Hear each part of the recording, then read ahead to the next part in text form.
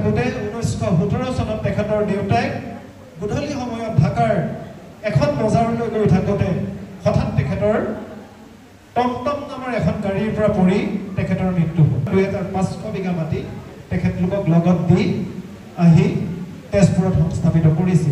যে ব্ৰিটিছৰ সন্মুখত ভাৰতীয় মানুহে ছাতি লৈ যাব নোৱাৰে, ব্ৰিটিছৰ সন্মুখত ভাৰতীয় মানুহে মূৰ তুলি কথা ক'ব নোৱাৰে। ব্ৰিটিছ যেতিয়া ৰাস্তাইদি গৈ থাকে যে ভাৰতীয় মানুহ তেতিয়া সেই ৰাস্তাইদি যাব নোৱাৰে, এনেকুৱা কিছুমান নিয়ম সেই সময়ত কোচবিহাৰত চলি আছে। গতিকে এদিন মনে মনে তেওঁ কি হ'ল যে পাণ্ডসী সত্ৰত সোমালে। ভিতৰত কি আছে তেওঁ চাবলৈ চেষ্টা কৰিলে আৰু তেওঁ সোমাই আমি ব্ৰিটিছক গুলিয়াম, আমি ব্ৰিটিছৰ পৰা গুলিয়াই হাতত কাঢ়ি ল'ম। আপোনালোকে দেখিব যে বল বল বল বল কৃষক শক্তি দল অ বনোৱা হ'ব। উদযাপন সমিতিৰ কাৰ্যকৰী সভাপতি ৰমা গগৈ ডাঙৰীয়া, আপোনাকো মই সভাপতিৰ কাষত আসন গ্ৰহণ কৰিবৰ বাবে অনুৰোধ জনাইছোঁ।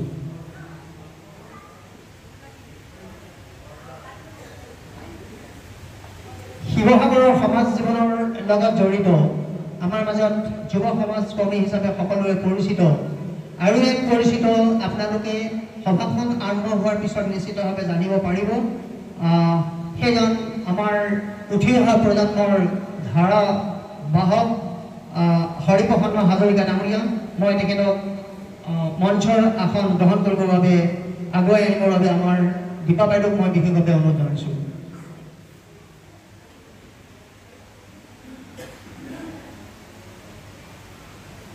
শিৱসাগৰৰ বিশিষ্ট সাংবাদিক, সমাজ জীৱনৰ লগত জড়িত মইনুল ইছলাম বৰা ডাঙৰীয়া, আমি তেখেতক আজি কলাগুৰু নামৰ যি এখন আমি স্মৃতি গ্ৰন্থ আজি উন্মোচন কৰা হ'ব, তেখেতে উন্মোচন কৰিব। মই তেখেতক ৰাইজৰ আসন গ্ৰহণ কৰিবৰ বাবে অনুৰোধ জনাইছোঁ। স্মাৰক বক্তৃতা হিচাপে আমন্ত্ৰণ জনোৱা কলাগুৰু বিষ্ণুপ্ৰসাদ ৰাভাৰ দৰ্শন আৰু কৰ্মৰাজিৰ ওপৰত ব্যাখ্যা প্ৰদান কৰিবৰ কাৰণে আমি আমন্ত্ৰণ জনাইছিলোঁ ডক্টৰ সীমান্ত বৰুৱা ডাঙৰীয়া। আমি তেখেতক ৰাইজৰ আসনলৈ আহিবৰ বাবে বিনম্ৰতাৰে অনুৰোধ জনাইছোঁ।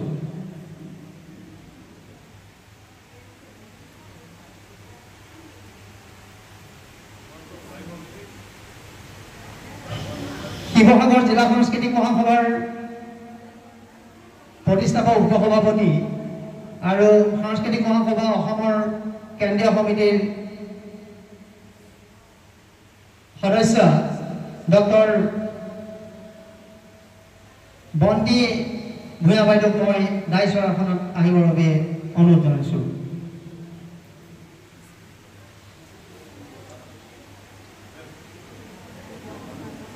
আপোনালোকে দেখা পাইছে যে এই মঞ্চৰ দেখিছে আমি আজি নামাকৰণ কৰিছোঁ, সোঁৱৰণক নামাকৰণ কৰা হৈছে, যিজন সাংস্কৃতিক মহাসভা অসমৰ শিৱসাগৰ জিলা সমিতিৰ প্ৰতিষ্ঠাপক উপসভাপতি, ঐতিহ্যমণ্ডিত শিৱসাগৰ ফুলেশ্বৰী উচ্চতৰ মাধ্যমিক বালিকা বিদ্যালয়ৰ অধ্যক্ষ আমাৰ আটাইৰে সন্মানীয় প্ৰণৱ বৰুৱা ডাঙৰীয়া অকালতে আমাৰ মাজৰ পৰা হেৰাই গৈছে। তেখেতৰ নামত আমি এই মঞ্চটো আগবঢ়াই দিয়া হৈছে আৰু তেখেতৰ মাতৃ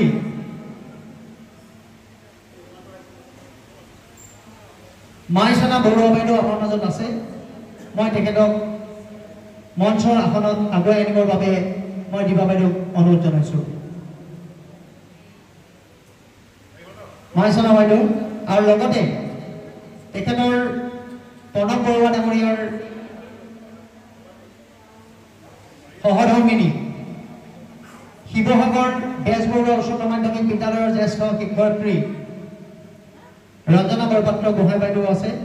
মই প্ৰণৱ বৰুৱা ডাঙৰীয়াৰ পৰিবাৰ তেখেতকো মই মঞ্চত আহিবৰ বাবে অনুৰোধ জনাইছোঁ আৰু মই আমাৰ বিষয়ববীয়াসকলক আগুৱাই আনিবৰ বাবে অনুৰোধ জনাইছোঁ।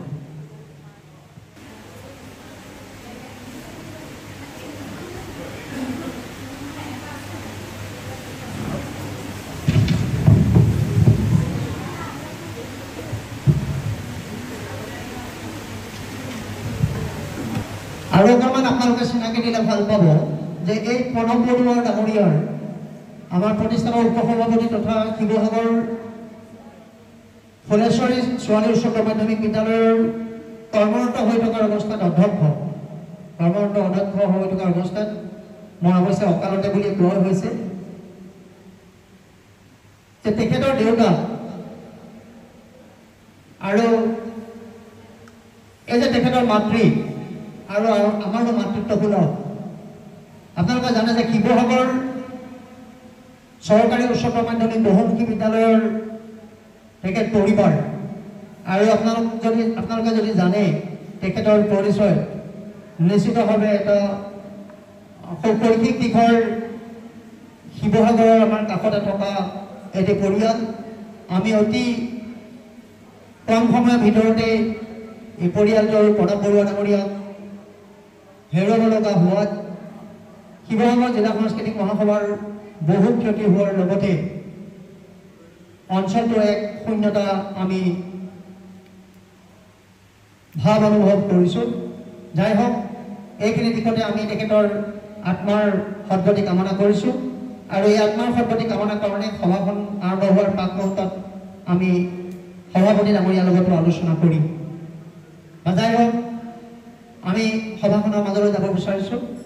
আমাৰ মাজত আমাৰ জিলা সাংস্কৃতিক মহাসভাৰ একেবাৰে জ্যেষ্ঠ এগৰাকী বিষয়ববীয়া ৰূপা দত্ত বাইদেউ আছে। মই ৰূপা দত্ত বাইদেউ ডাইচৰ আসন গ্ৰহণ কৰিবৰ বাবে অনুৰোধ জনাইছোঁ।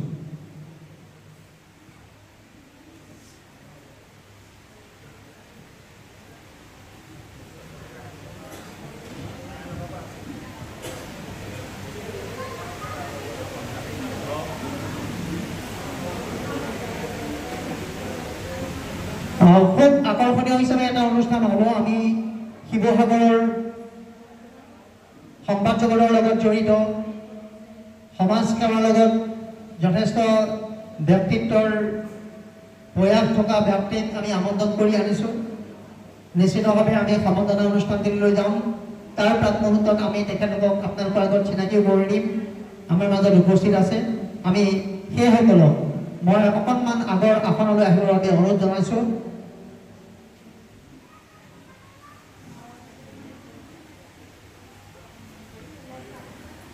মকিবুৰ ৰহমান ডাঙৰীয়া, প্ৰদীপ গগৈ ডাঙৰীয়া,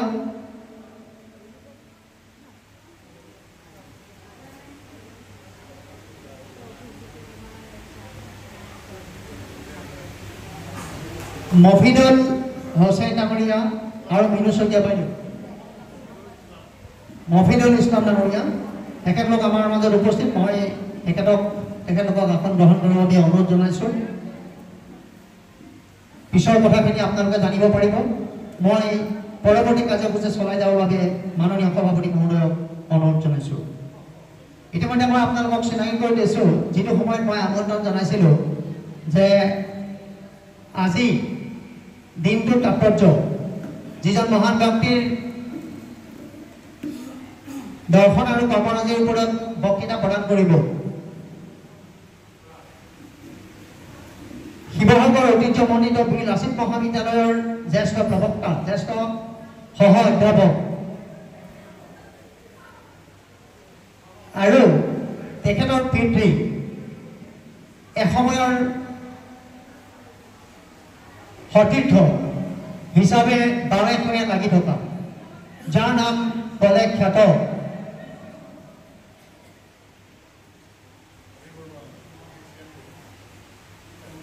ষ্টেন বৰুৱা বুলি ক'লে শিৱসাগৰৰ বিখ্যাত। ষ্টেন বৰুৱা বুলি কিয় কয় জানে? যে বিষ্ণুপ্ৰসাদ ৰাভা য'তেই নাথাক কিয় ষ্টেন গানৰ দৰে পিছে পিছে ঘূৰি ফুৰে। তেখেতৰ আচল নাম হৰি বৰুৱা আৰু তেখেতৰে সু সন্তান আৰু আমাৰ শিৱসাগৰৰ সু সন্তান ডক্টৰ সীমান্ত বৰুৱা ডাঙৰীয়া।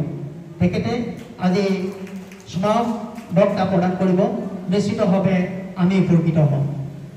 মই পৰৱৰ্তী কাৰ্যসূচী চলাই যাবৰ বাবে শ্ৰদ্ধাৰ সভাপতি মহোদয়ক অনুৰোধ জনাইছোঁ।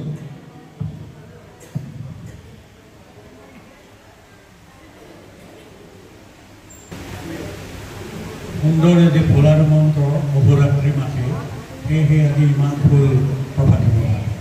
মই জ্যোতিপ্ৰসাদৰ কবিতা গীতৰ এফাঁকিৰে আৰম্ভ কৰিছোঁ, যদিও আজি ৰাভা দিৱস, দুয়োজন অভিন্ন আত্মা। সাংস্কৃতিক মহাসভা অসমে গোটেই অসমতে আজি এই অনুষ্ঠান অনুষ্ঠিত কৰিছে। আমাৰ শিৱসাগৰ জিলাৰ সাংস্কৃতিক মহাসভাই বিষ্ণু ৰাভা দিৱস যোৱা 19টা বছৰ একেলেঠাৰিয়ে পালন কৰি আহিছোঁ।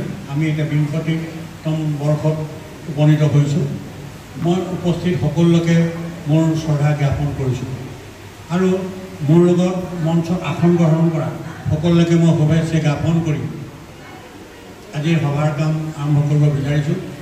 আমাৰ মাজত স্মাৰক বক্তা আছে ডক্টৰ হিমান্ত বৰুৱা, তেখেতে স্মাৰক বক্তৃতা প্ৰদান কৰিব। তাৰ লগে লগে স্মৃতিগ্ৰন্থ উন্মোচন কৰিব বিশিষ্ট সাংবাদিক ডক্টৰ মহিদুল ইছলাম বৰা ডাঙৰীয়াই। তাৰ লগে লগে আমাৰ মাজত উপস্থিত আছে বিশিষ্ট সমাজকৰ্মী আমাৰ হৰিপ্ৰসন্ন হাজৰিকা ডাঙৰীয়া। মোৰ কাষতে উপস্থিত আছে ৰমা গগৈ, আমাৰ কাৰ্যকৰী সভাপতি। তাৰ লগতে আমাৰ উপসভাপতি ভূঞা আছে। মই সকলোকে শ্ৰদ্ধা জ্ঞাপন কৰিছোঁ আৰু বিভিন্ন পৰিয়ালৰ হৈ পেলাই যিসকল ইয়াত উপস্থিত আছে সকলোকে মই শ্ৰদ্ধা জ্ঞাপন কৰি মই সভাপতি আসন গ্ৰহণ কৰিছোঁ।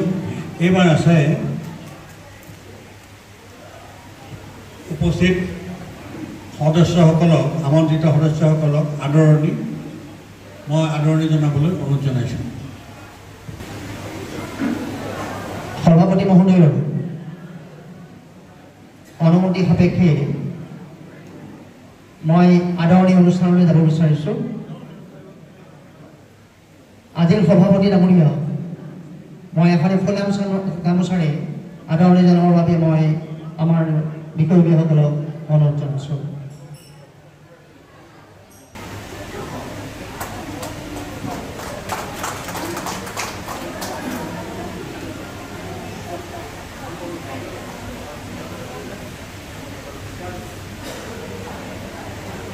ইয়াৰ পিছতে মই কাৰ্যকৰী সভাপতি ৰমা গগৈ ডাঙৰীয়াক এখন ফুলাম গামোচাৰে আদৰণি জনাবৰ বাবে অনুৰোধ জনাইছোঁ। ইয়াৰ পিছত মই হৰিপ্ৰসন্ন হাজৰিকা ডাঙৰীয়াক এখন ফুলাম গামোচাৰে আদৰণি জনাবৰ বাবে অনুৰোধ জনাইছোঁ।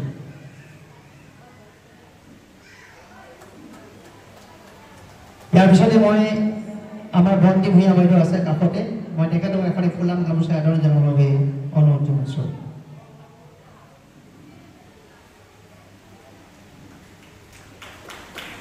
আজি স্মৃতিগ্ৰন্থ কলাগুৰু উন্মোচক সকলোৰে চিনাকি মহিদুল ইছলাম বৰা ডাঙৰীয়া, মই তেখেতক এখন ফুলাম গামোচাৰে আদৰণি জনাবৰ বাবে অনুৰোধ জনাইছোঁ।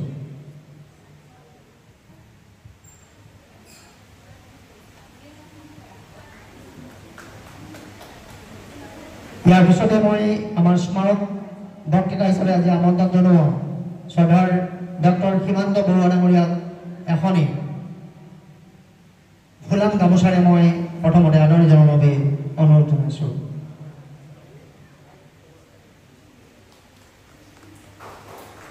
ইয়াৰ পিছত মই আমাৰ প্ৰতিষ্ঠাপক উপসভাপতি পূৰ্বতে কোৱাৰ দৰে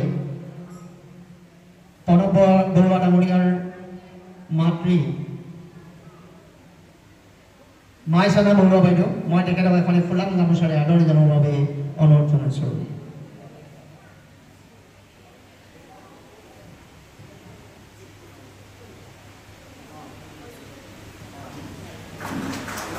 কাষতে আছে জিলা সাংস্কৃতিক মহাসভাৰ উপদেষ্টা মই ৰূপা বাইদেউক এখন ফুলাম গামোচাৰে আদৰণি জনাবৰ বাবে অনুৰোধ জনাইছোঁ।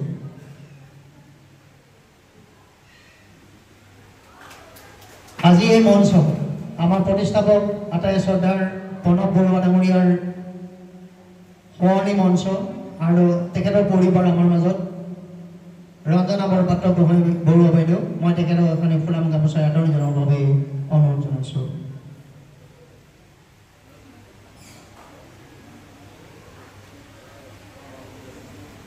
এই মুহূৰ্তৰ আদৰণি অনুষ্ঠানটো ইমানতে শেষ হৈছে।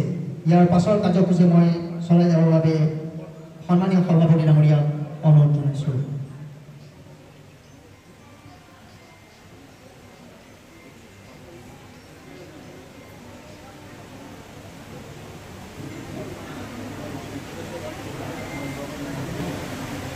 পঢ়িয়ে কৈছোঁ। এতিয়া আছে সভাৰ উদ্দেশ্য ব্যাখ্যা। মই বক্তৃতা উদ্দেশ্য ব্যাখ্যা কৰিবলৈ সম্পাদক অনুৰোধ কৰিছোঁ। মাননীয় সভাপতি মহোদয়, মঞ্চত উপবিষ্ট আটাই শ্ৰদ্ধাৰ বিশিষ্ট অতিথিসকল, সন্মুখত বহি থকা আজি প্ৰতিযোগিতাৰ বিচাৰক মণ্ডলী, আজি গুণগত মানদণ্ডৰ ওপৰত ৰক্ষাৰ কবচ হিচাপে আমি কেইবাজনো বিশিষ্ট ব্যক্তিক সম্বৰ্ধনা জনাবৰ কাৰণে আমন্ত্ৰণ জনাই অনা হৈছে। আটাইকেইজন আমাৰ আজি প্ৰেক্ষাগৃহত উপস্থিত হোৱাৰ বাবে আমি তেখেতলোকক ধন্যবাদ তথা কৃতজ্ঞতা জ্ঞাপন কৰিছোঁ। মই কৃতজ্ঞতা আৰু ধন্যবাদ জ্ঞাপন কৰিছোঁ বিভিন্ন প্ৰান্তৰ পৰা অহা অভিভাৱকসকলক, শ্ৰদ্ধাৰ ছাত্ৰ ছাত্ৰীসকলক আৰু মোৰ জ্যেষ্ঠ যিসকল আই মাতৃ আছে সকলোকে আমি শ্ৰদ্ধা নিবেদিছোঁ।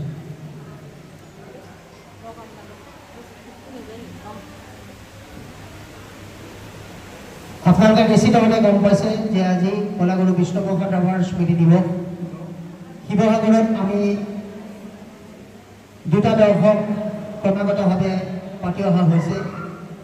এই দিশত আপোনালোকৰ সহযোগিতাৰ লগতে আমি বিভিন্ন দিশ চালি জাৰি চাই, বিশেষকৈ কলাগুৰু বিষ্ণুপ্ৰসাদ ৰাভাৰ যি অৱদান, সেই অৱদানখিনি যাতে আমাৰ অসমৰ বিভিন্ন জনগোষ্ঠী আৰু বিভিন্ন লোকে সকলো দিশ সামৰি যাতে আগুৱাই লৈ যোৱাৰ ভূমিকা গ্ৰহণ কৰিব পাৰে। বাস্তৱ সন্মত হিচাপে আমি এই জনা মনীষী বৰ এখন কৰি সংস্কৃতি জগতখনক চহকী কৰি লৈ যোৱাৰ যি ভূমিকা, এই দিশত যিমানখিনি অৱদান বৰঙণি আছে, সেইখিনি যাতে আমি অনাগত দিনত স্থায়িত্ব হিচাপে আমি ধৰি ৰাখিব পাৰোঁ আৰু আহি থকা নৱপ্ৰজন্মই যাতে বিষ্ণু ৰাভা বুলিলে বিষ্ণু ৰাভাৰ দৰ্শন আৰু কৰ্মৰাজি এই দিশতো যাতে সম্পূৰ্ণ বুজি পাই জানে, এই সকলো দিশ সামৰি আমি আগুৱাই লৈ যোৱাৰ ভূমিকাৰ ওপৰত লক্ষ্য ৰাখি আমি বিভিন্ন কাৰ্যসূচীৰে এই দিনটো আমি অতিবাহিত কৰি অহা হৈছে। আশা ৰাখিছোঁ আজিৰ দিনটোৰ কাৰ্যসূচীৰ দ্বাৰা নিশ্চিতভাৱে সকলোৱে এক বাৰ্তা লৈ যাব, যি বাৰ্তাৰ দ্বাৰা অসমত এক সাহিত্য হিচাপে গ্ৰহণ কৰাত সুবিধা হ'ব। আমি আশা ৰাখিছোঁ নিশ্চিতভাৱে স্মাৰক বক্তাৰ দ্বাৰা যি ভাষণ, স্মৃতিগ্ৰন্থৰ দ্বাৰা যিখিনি আপোনালোকৰ দ্বাৰা যিসকলৰ লেখনিৰ দ্বাৰা আগুৱাই লৈ যোৱাৰ ভূমিকা, এই সকলো দিশ সামৰি গানেৰে গীতেৰে প্ৰভাৱিত হোৱাকৈ আমি যাতে ৰক্ষাৰ কবচ হিচাপে আগুৱাই লৈ যোৱাৰ ভূমিকা গ্ৰহণ কৰিব পাৰোঁ, তাৰ ওপৰত লক্ষ্য ৰাখি আমি বিশেষভাৱে এই কাৰ্যসূচী হাতত লৈ আগুৱাই গৈ থকাৰ প্ৰৱণতা তথা হাবিয়াস আমি লৈ অহা হৈছে। আমি আশা ৰাখিছোঁ আপোনালোকে নিশ্চিতভাৱে এই বাৰ্তা কঢ়িয়াই লৈ যোৱাত নিশ্চিতভাৱে সাহস পাব, নিশ্চিতভাৱে সহানুভূতিৰে আগুৱাই লৈ যোৱাৰ ভূমিকা গ্ৰহণ কৰিব পাৰিব। মই আশা ৰাখিছোঁ আপোনালোকৰ উপস্থিতিয়ে আমাৰ কাম্য, আপোনালোকৰ দিহা পৰামৰ্শ আমাৰ কাম্য। এই দিশৰ ওপৰত লক্ষ্য ৰাখি আমি উদ্যোগ হিচাপে গ্ৰহণ কৰা সকলো দিশ সামৰি আপোনালোকৰ সহযোগিতা আমি কামনা কৰি মই উদ্দেশ্য ব্যাখ্যা ইমানতে সামৰি মাৰিছোঁ। ধন্যবাদ। আত্মা সেইজন ব্যক্তিৰ সুখৰ যি বন্যা, এই ক্ষেত্ৰত আমি সমভাগী হৈ সমবেদনা জ্ঞাপন কৰিলে নিশ্চিতভাৱে সেই পৰিয়াল সাহস হয় আৰু মৃতকৰ আত্মাৰ সদ্গতি কামনা হয়। এই দিশত মই আজি প্ৰণৱ বৰুৱা ডাঙৰীয়াৰ মঞ্চ হিচাপে এই প্ৰেক্ষাগৃহ, তাৰোপৰি আমাৰ এটা খুব দুখ খবৰ, আপোনালোকে জানে যে শিৱসাগৰ জিলা সংস্কৃতি মহাসভাৰ প্ৰতিষ্ঠাপক সভাপতি হেমা দত্ত ডাঙৰীয়াৰ আজি দুটা মাহৰ আগত আমাৰ পৰা চিৰবিদায় লৈছে। আমি যিখিনি সেইখিনি সময়ত কৰিব লগা সেইখিনি কৰা হৈছে আৰু আজি আমি নিশ্চিতভাৱে এই ৰাজহুৱা অনুষ্ঠানৰ দ্বাৰা তেখেতলোকৰ আত্মাৰ পৰিয়ালে যাতে সন্তুষ্টিত হয়, আমি যাতে সাহস প্ৰৱণতাৰে কাম কৰি যোৱা হেঁপাহ পাওঁ, তাৰ ওপৰত লক্ষ্য ৰাখি লগতে শিৱসাগৰৰ এজন উদীয়মান যুৱক, যিজন যুৱকৰ প্ৰাণত শিৱসাগৰৰ বিভিন্ন সমস্যাৰাজিৰ ওপৰত সাংবাদিকসকলৰ লগত নিজৰ সাংবাদিকতা কৰি উত্তৰোত্তৰ কামনাত যথেষ্ট বলিষ্ঠ পদক্ষেপ আছে আৰু য'ত বৰ্তমানে শিৱসাগৰ প্ৰেছ ক্লাবৰ সদস্য হিচাপে দায়িত্ব গ্ৰহণ কৰি আছে।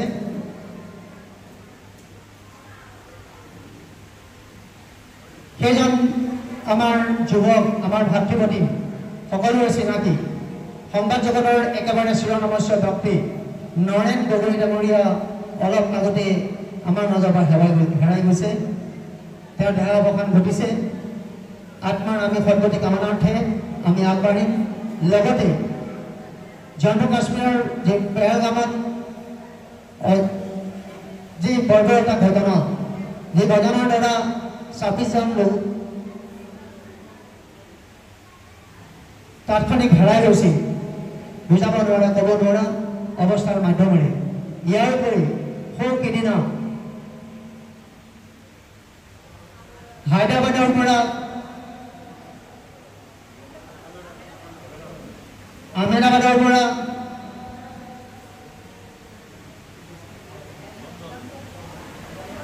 লণ্ডন অভিমুখে ৰাওনা হোৱা যিখন ইণ্ডিয়াৰ এয়াৰলাইন্স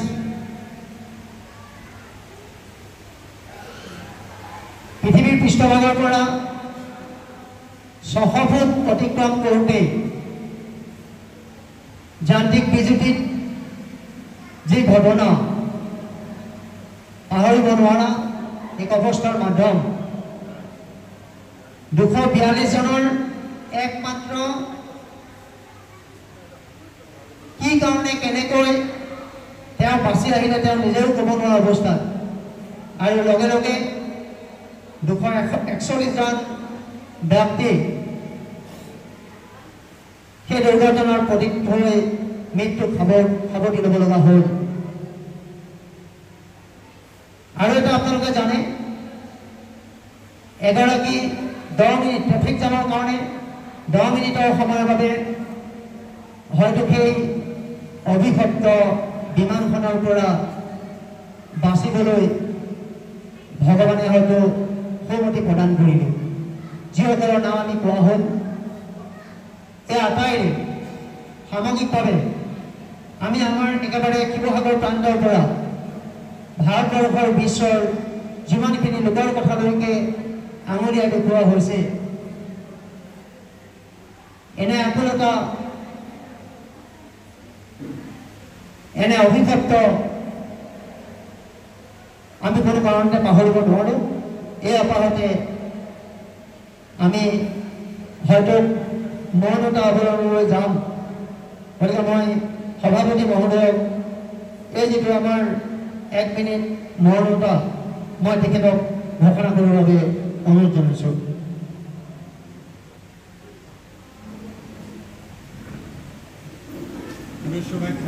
আমাৰ সম্পাদকে উদ্দেশ্যক ক'লে আমি এতিয়া 1 মিনিট সময় মৌনতা অৱলম্বন কৰি প্ৰয়াত আত্মাৰ সদ্গতি কামনা কৰোঁ। শ্ৰদ্ধাৰ ঐতিহ্যমণ্ডিত শিৱসাগৰ নগৰৰ মাজত থকা এই কালিপ্ৰসাদ স্মৃতি ভৱনত সাংস্কৃতিক মহাসভা অসম শিৱসাগৰ জিলাৰ প্ৰতিষ্ঠাপক সভাপতি প্ৰণৱ বৰুৱাদেৱৰ এই মঞ্চত আয়োজন কৰা কলাগুৰু শিল্পী সৈনিক বিষ্ণুপ্ৰসাদ ৰাভা দিৱসৰ সভাপতি মহোদয়, শিৱসাগৰ জিলা সাংস্কৃতিক মহাসভাৰ কাৰ্যকৰী সভাপতি रमा গগৈ ডাঙৰীয়া, আজিৰ এই অনুষ্ঠানৰ স্মৃতিগ্ৰন্থৰ উন্মোচক অসমৰ এজন সুযোগ্য সন্তান শ্ৰদ্ধাৰ মনিৰুল ইছলাম বৰা ডাঙৰীয়া, শিৱসাগৰ জিলাখনেই নহয় সমগ্ৰ অসমৰ এজন অতি উন্নত মানৰ ব্যৱসায়ী হৰিপ্ৰসন্ন হাজৰিকা ডাঙৰীয়া, অধ্যাপিকা বন্তি বাইদেউকে প্ৰমুখ কৰি মঞ্চত উপবিষ্ট মোৰ অতি শ্ৰদ্ধাৰ বাইদেউসকল, সাংবাদিক বন্ধুসকল, আজিৰ এই প্ৰতিযোগিতাত অংশগ্ৰহণ কৰিবলৈ অহা মোৰ অতি মৰমৰ প্ৰতিযোগীসকল, অভিভাৱক অভিভাৱিকাসকল, বিচাৰকসকল আৰু সমজুৱা ৰাইজ, মই নাজানো যে কি কাৰণে আচলতে উদযাপন সমিতিয়ে আমাক এনেকুৱা এটা গুৰুদায়িত্ব দি নিমন্ত্ৰণ জনালে। হয়তো আমাৰ পিতৃপুৰুষ স্বৰ্গীয় হৰিপ্ৰসাদ দিহিঙীয়া ওৰফে ষ্টেন বৰুৱা এটা সময়ত অসমৰ যি গণবিপ্লৱ, এই বিপ্লৱত বিষ্ণুপ্ৰসাদ ৰাভাৰ সৈতে যি সংগ্ৰাম কৰিছিল তাৰ কাৰণে হয়তো নিমন্ত্ৰণ জনাইছে, আৰু অন্য হাতেদি সামাজিকভাৱে 2-4টা কামত আমি লাগি থকাৰ কাৰণেও হয়তো নিমন্ত্ৰণ জনাব পাৰে। তাৰ কাৰণে মই সাংস্কৃতিক মহাসভাৰ সভাপতিকে প্ৰমুখ কৰি মাননীয় সম্পাদক কলুক্য দত্ত ডাঙৰীয়াক ধন্যবাদ জ্ঞাপন কৰিছোঁ আৰু ওলগ জনাইছোঁ। সেই ৰাইজসকল, আপোনালোকক যেনেধৰণে কোৱা হৈছে উদ্দেশ্য ব্যাখ্যাত, তেনেধৰণে হয়তো ইমান এটা বিশাল ব্যক্তিত্বৰ অধিকাৰী বিষ্ণুপ্ৰসাদ ৰাভাৰ সম্পৰ্কত মই যিখিনি ক'বলৈ আগবাঢ়িছোঁ তাত হয়তো মই অকণমান কিঞ্চিত মানুহ মই তাত টাচ কৰিব নোৱাৰিম বুলি মোৰ মনে কয়, কাৰণ বিশাল প্ৰতিভাৰ এজন ব্যক্তিত্বৰ অধিকাৰী আছিল বিষ্ণুপ্ৰসাদ ৰাভা। আমি যদি চাওঁ অসমৰ 5জন যদি মানুহৰ নাম ল'বলৈ কোৱা হয়, চাউলুং চুকাফা, শংকৰদেৱ মাধৱদেৱৰ পাছতে জ্যোতি আৰু বিষ্ণু, এই 2জনৰ নাম ল'ব লাগিব। আৰু আমি যদি অসমীয়া সমাজৰ প্ৰতিজন নাগৰিকে, প্ৰতিজন জনতাই 3 প্ৰসাদৰ যদি প্ৰসাদ নাখাওঁ, তেতিয়াহ'লে আমি অসমীয়া হৈ জানো জীয়াই থাকিব পাৰিম? জ্যোতিপ্ৰসাদ, বিষ্ণুপ্ৰসাদ আৰু পাৰ্বতীপ্ৰসাদ, এই 3জন প্ৰসাদ যদি আমি সমভাগী হ'ব নোৱাৰোঁ, তেতিয়াহ'লে আমি আমাৰ জাতি মাটি ভেটি ৰক্ষা কৰাৰ যিটো আমাৰ মানসিকতা, সেই মানসিকতাটো হয়তো আমাৰ গালৈ নাহিব। বিষ্ণুপ্ৰসাদ ৰাভা তেওঁৰ জন্মৰ বৃত্তান্তলৈ যদি আমি যাওঁ, যিহেতু আমাৰ কণ কণ ছাত্ৰ ছাত্ৰীসকল আছে, আমাৰ অগ্ৰজসকলে বা ইয়াত থকা প্ৰতিজন ব্যক্তিয়ে একোটা অনুষ্ঠান তেখেতলোকে বিষ্ণুপ্ৰসাদ ৰাভাৰ সম্পৰ্কত তেখেতলোকক কোৱাৰ প্ৰয়োজন নাই। কিন্তু যিসকল কণ কণ ছাত্ৰ ছাত্ৰী ইয়ালৈ আহিছে প্ৰতিযোগিতাত অংশগ্ৰহণ কৰিবলৈ, তেখেতসকলক উদ্দেশ্যিহে মই 2-4টা কথা কম। বিষ্ণুপ্ৰসাদ ৰাভাৰ জন্ম হৈছিল বৰ্তমান বাংলাদেশৰ ৰাজধানী ঢাকাত, আৰু সেই সময়ত ঢাকা ভাৰতবৰ্ষৰ এটা অংগ আছিল। 1947 চনত ভাৰত স্বাধীনতা হোৱাৰ পাছত বাংলাদেশ আৰু পাকিস্তান, পূব পাকিস্তান আৰু পশ্চিম পাকিস্তান লগ লাগি পাকিস্তান হৈছিল, আৰু আমাৰ ভাৰতবৰ্ষখন 1947 চনৰ 15 আগষ্টত স্বাধীনতা লাভ কৰিছিল। বিষ্ণুপ্ৰসাদ ৰাভাৰ জন্ম হৈছিল অবিভক্ত ভাৰতবৰ্ষৰ ভিতৰত। 1909 চনত ঢাকাত তেখেতৰ জন্ম হৈছিল, আৰু তেখেতৰ সৈতে তেখেতৰ দেউতাকৰ আৰু মাতৃ গেঠিৰ সন্তান আছিল 9টি, আৰু বিষ্ণুপ্ৰসাদ আছিল 8ম সন্তান। 1909 চনত জন্ম হোৱাৰ পাছত 1913 চনত তেখেতক স্কুলত নাম লগাই দিয়া হৈছিল, ঢাকাৰ এখন LP স্কুলত। কিন্তু সেই সময়ত দেউতাকে চাকৰি কৰিছিল ব্ৰিটিছ ফ্ৰণ্টিয়াৰ আৰ্মিত, গতিকে তেখেতে আৰ্মিৰ কম্পাৰ্টমেণ্টৰ ভিতৰত থকাৰ কাৰণে তেখেতৰ স্কুলখনত তেখেতে ইংৰাজীত পঢ়িবলগীয়া হৈছিল। আৰু স্বাভিমানী বিষ্ণুপ্ৰসাদ ৰাভাই সেই সময়ত কৈছিল যে তেওঁ বিদেশী ভাষা নিশিকে, তেওঁ দেশীয় ভাষা শিকিব। গতিকে তেখেতে বাংলা ভাষাত শিক্ষা গ্ৰহণ কৰিছিল। আৰু বাংলা ভাষাত শিক্ষা গ্ৰহণ কৰোঁতে সেই সময়ত ঢাকা অঞ্চলটোত এটা কলা সংস্কৃতি সংগীত সকলো ফালৰ পৰা ভাৰতবৰ্ষৰ ভিতৰত এটা উল্লেখযোগ্য ঠাইলৈ ৰূপান্তৰিত হৈছিল, য'ৰ সংগীতে গোটেই ভাৰতবৰ্ষ তথা পৃথিৱীৰ বিশ্বৰ বিভিন্ন প্ৰান্তত গুণগুণাই উঠিছিল। সেই সময়তে বিষ্ণুপ্ৰসাদ ৰাভাই দেউতাক যিহেতু আৰ্মিৰ ডাঙৰ অফিচাৰ, ব্ৰিটিছ আৰ্মিৰ ডাঙৰ অফিচাৰ, গতিকে ঘৰতে বিষ্ণুপ্ৰসাদ ৰাভাক সংগীতৰ যি বিদ্যা বা নৃত্যৰ যি বিদ্যা, এই বিদ্যাবিলাক ঘৰতে তেওঁক দিছিল। আৰু এনেকৈ শিকি থাকোঁতে স্কুললৈ গৈ থাকোঁতে 1917 চনত তেখেতৰ দেউতাই গধূলি সময়ত ঢাকাৰ এখন বজাৰলৈ গৈ থাকোঁতে হঠাৎ তেখেতৰ টমটম নামৰ এখন গাড়ীৰ পৰা পৰি তেখেতৰ মৃত্যু হ'ল। আৰু মৃত্যু হঠাৎ হৃদয়ৰ যিটো ৰোগ বুলি কোৱা হয় আমাৰ হৃদপিণ্ডৰ যিটো ৰোগ, এই ৰোগত তেখেতৰ মৃত্যু হ'ল।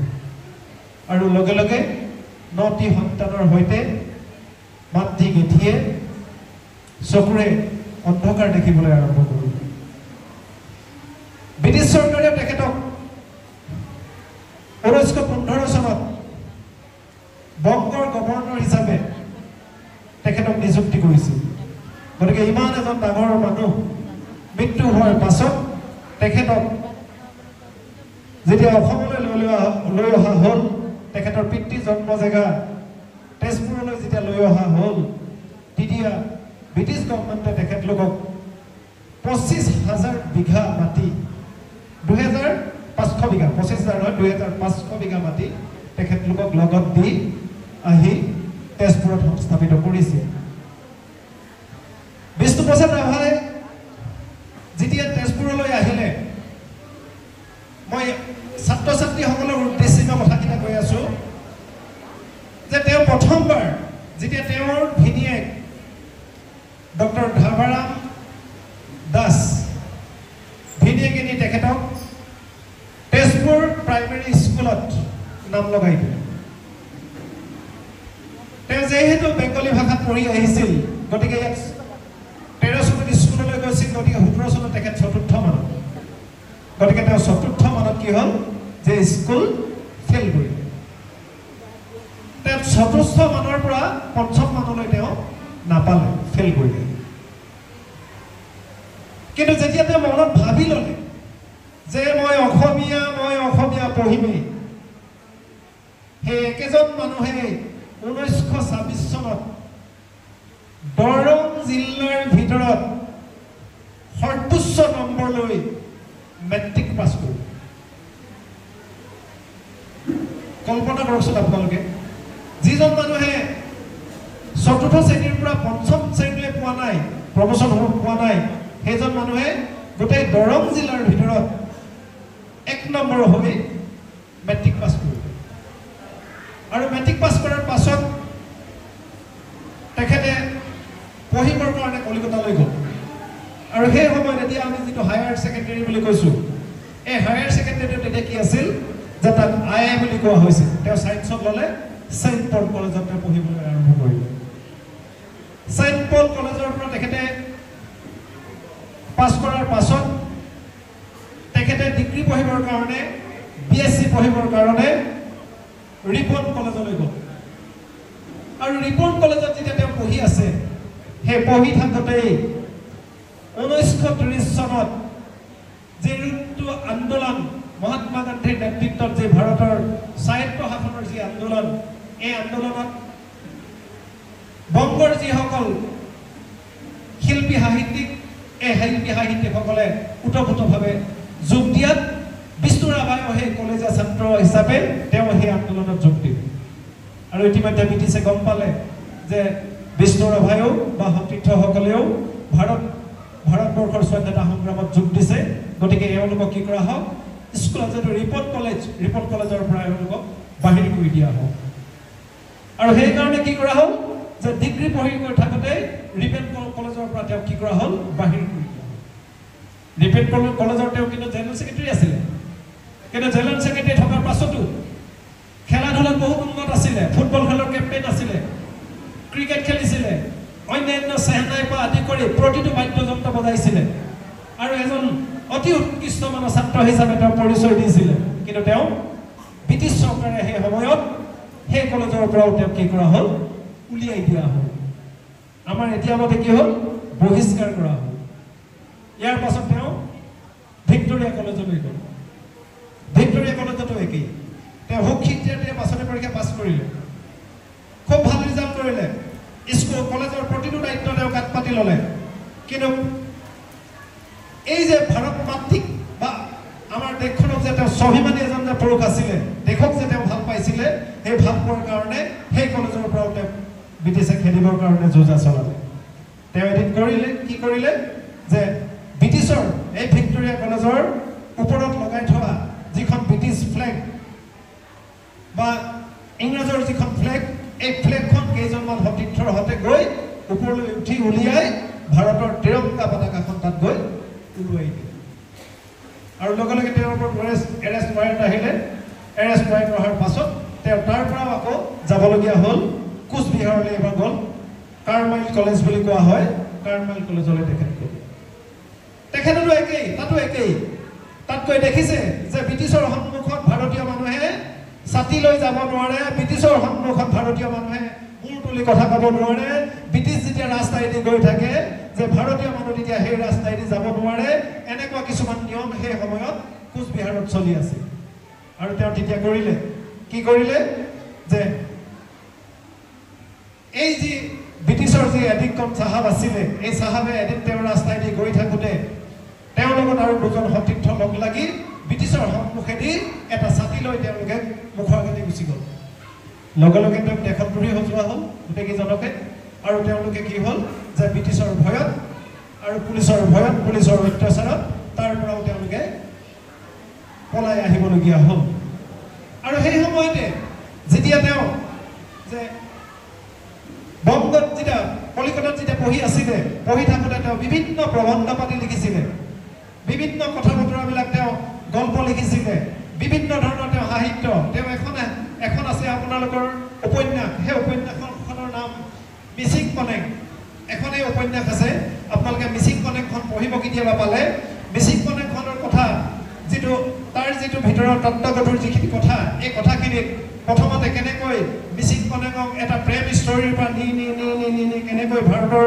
স্বাধীনতা সংগ্ৰামলৈকে লৈ গৈছে আমাৰ দিচাংমুখৰ কথা লিখা আছে দিচাংমুখৰ যি বিপ্লৱ এই বিপ্লৱৰ কথা লিখা আছে লখিমপুৰৰ কথা লিখা আছে ডিব্ৰুগড়ৰ কথা লিখা আছে আৰু অসমৰ এনেকুৱা এটা জনগোষ্ঠীয় জনজাতীয় ঠাই নাই য'ৰ কথা সেই মিচিং কনেকত লিখা নাই তেওঁ ব্ৰিটিছৰ ঘৰৰ সন্মুখত তেওঁ লিখিছিল যে ৰাজ্যে আছে দুটি পাঠা একটি সাধা একটি কালা ৰাজ্যে যদি মংগল চাও দুইটি পাঠা বলি দাও তেওঁতে কৈছে যে আমাৰ যি শোষিত নিষ্পেষিত মিচিং কনেকখন আপোনালোকে যেতিয়া পঢ়িব তেতিয়া আপোনালোকে দেখিব যে আমাৰ যি শোষিত নিষ্পেষিত দুখীয়া হলুৱা হজুৱা জনগোষ্ঠীয় যিখিনি মানুহ জনজাতীয় যিবিলাক মানুহ সেই অনুসূচিত জনজাতি হওক জনজাতিয়ে হওক এই মানুহখিনিক এনেকুৱা ধৰণে শোষিত নিষ্পেষিত শোষণ কৰা হৈছে এনেকৈ নিষ্পেষণ কৰা হৈছে তাৰ ফলশ্ৰুতিত তেওঁ যি সংগ্ৰাম এই সংগ্ৰামখন তেওঁ আগুৱাই নিবলৈ চেষ্টা কৰিছিল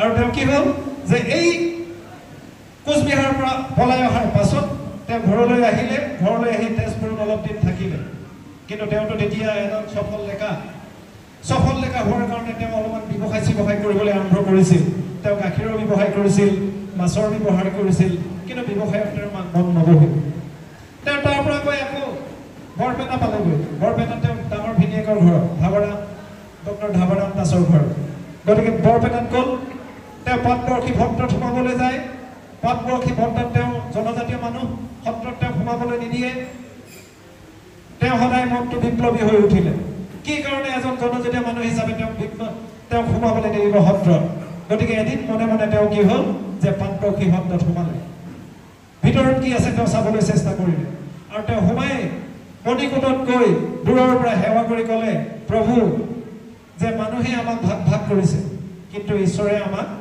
একেই কৰি ৰাখিছে গতিকে তেওঁ কি কৰিছে যে আজি আমাৰ শংকৰদেৱৰ যিখন ফটো জগতগুৰু শ্ৰীমন্ত শংকৰদেৱ আৰু মাধৱদেৱৰ যি দুখন ফটো আমি সৰ্বজনভাৱে আমি গ্ৰাহ্য কৰিছো সেই দুইখন ফটোৰ ছবি আঁকিছিলে কোনে বিষ্ণুপ্ৰসাদ ৰাভাই অন্য এজন অসমীয়াই যদি সেই ছবিখন আঁকিলেহেঁতেন তেতিয়াহ'লে কোনেও গ্ৰাহ্য নকৰিলেহেঁতেন বহুত এটা খুদ উলিয়ালেহেঁতেন কিন্তু বিষ্ণুপ্ৰসাদ ৰাভাই অকাৰ কাৰণে আমি আজি জগতগুৰু শ্ৰীমন্ত শংকৰদেৱৰ ফটোখন লৈ আমাৰ প্ৰতিজন অসমীয়া ঘৰত আমি আৰি আমি গৰ্ববোধ কৰোঁ সেই বিষ্ণু ৰাভাক যেতিয়া তেওঁ তেজপুৰলৈ আহিলে তেজপুৰত সেই সময়ত মুকুন্দ কাকতি কনকলতা বৰুৱা কে প্ৰমুখৰ বিভিন্নজনৰ যি ভাৰত স্বাধীনতাৰ যি আন্দোলন সেই সময়ত তুৰংগত আছিল এদিন তেজপুৰত কংগ্ৰেছৰ ভলণ্টিয়াৰসকলে এটা কি উলিয়াইছিল শোভাযাত্ৰা উলিয়াইছিল আৰু এই শোভাযাত্ৰাত পুলিচে বাধা প্ৰদান কৰিছিল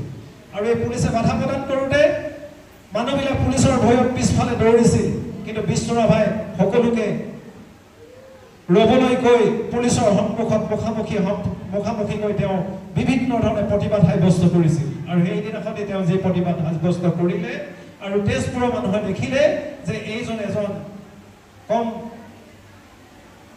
মনোবলী ব্যক্তি হ'ব নালাগিব যুৱক হ'ব নালাগিব আৰু সেইদিনাখনৰ পৰা বিষ্ণু ৰাভাক সকলোৱে চিনি পোৱা হ'ল চিনি পাবলৈ আৰম্ভ কৰিলে ইয়াৰ পাছত তেওঁ পুনৰ বেংগললৈ গ'ল বেংগলত গৈ তেওঁ বিভিন্ন ধৰণৰ প্ৰবন্ধ পাতিৰ পৰা আদি কৰি বিভিন্ন আলোচনীত তেওঁৰ নিজৰ যিবিলাক মনৰ ক্ষুধনি এই প্ৰবন্ধ পাতিবিলাক লিখিবলৈ আৰম্ভ কৰিলে এই প্ৰবন্ধ পাতিবিলাক কিন্তু কেনেকুৱা আছিলে যে সদায় তেখেতে কি কৰিছিলে যে সৰু সৰু মানুহৰ যিবিলাক কথা সুখিত নিষ্পেষিত মানুহৰ যিবিলাক কথা জাতি জনগোষ্ঠীৰ মানুহৰ যিবিলাক কথা এই কথাবিলাক তেওঁ উপস্থাপন কৰিবলৈ সদায় চেষ্টা কৰিছিলে আৰু জাতি জনগোষ্ঠীসকলক কেনেকৈ আগলৈ লৈ যাব পাৰি অসমীয়া জাতিটো কেনেকৈ সমন্বয়ৰ এটা জাতি হিচাপে ৰক্ষা কৰি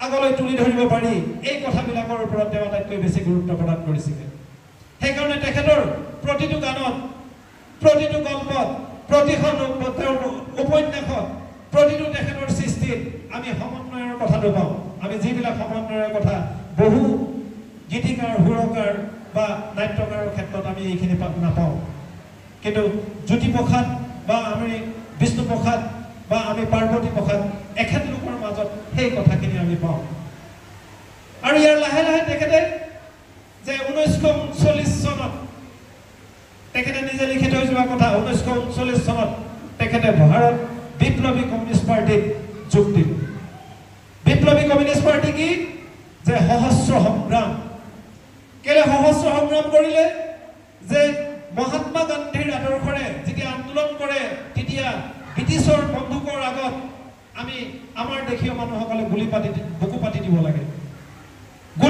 গুলি খাবৰ কাৰণে আমি সাজু থাকিব লাগে মাৰপিট খাবৰ কাৰণে আমি পুলিচৰ লাঠি খাবৰ কাৰণে আমি ৰেডি থাকিব লাগে তেতিয়া বিষ্ণুপ্ৰসাদ ৰাভাই ক'লে সৌমেন্দ্ৰ ঠাকুৰৰ নেতৃত্বত যে নহ'ব আমি কেতিয়াও ব্ৰিটিছক পিঠি পাতি নিদিওঁ কেতিয়াও আমি ব্ৰিটিছক গুলি নাখাওঁ আমি ব্ৰিটিছক গুলিয়াম আমি ব্ৰিটিছৰ পৰা গুলিয়াই শাসন কাঢ়ি ল'ম আৰু তেওঁলোকে সহস্ৰ বিপ্লৱ আৰম্ভ কৰিলে আৰু এই সহস্ৰ বিপ্লৱ গোটেই ভাৰতবৰ্ষত চলিবলৈ আৰম্ভ কৰিলে কিন্তু তেখেতে যে যেতিয়াই এই বিপ্লৱ আৰম্ভ কৰিলে তেতিয়াই যে বিষ্ণুৰাম মেধিৰ দিনত তাক কি কৰা হ'ল বেআইনী বুলি ঘোষণা কৰা হ'ল 1948 চনত যেতিয়া ভাৰত স্বাধীন হৈছে সেই স্বাধীনতাক বিষ্ণুপ্ৰসাদ ৰাভাই কিন্তু কৈছে যে এই স্বাধীনতা মিছা স্বাধীনতা মানে কি কাৰণে কৈছে তেখেতে যে আমাৰ স্বাধীনতাটো বগা মানুহৰ পৰা একেই জাতৰ ক'লা মানুহলৈ গ'ল কিন্তু সাধাৰণ মানুহৰ একো পৰিৱৰ্তন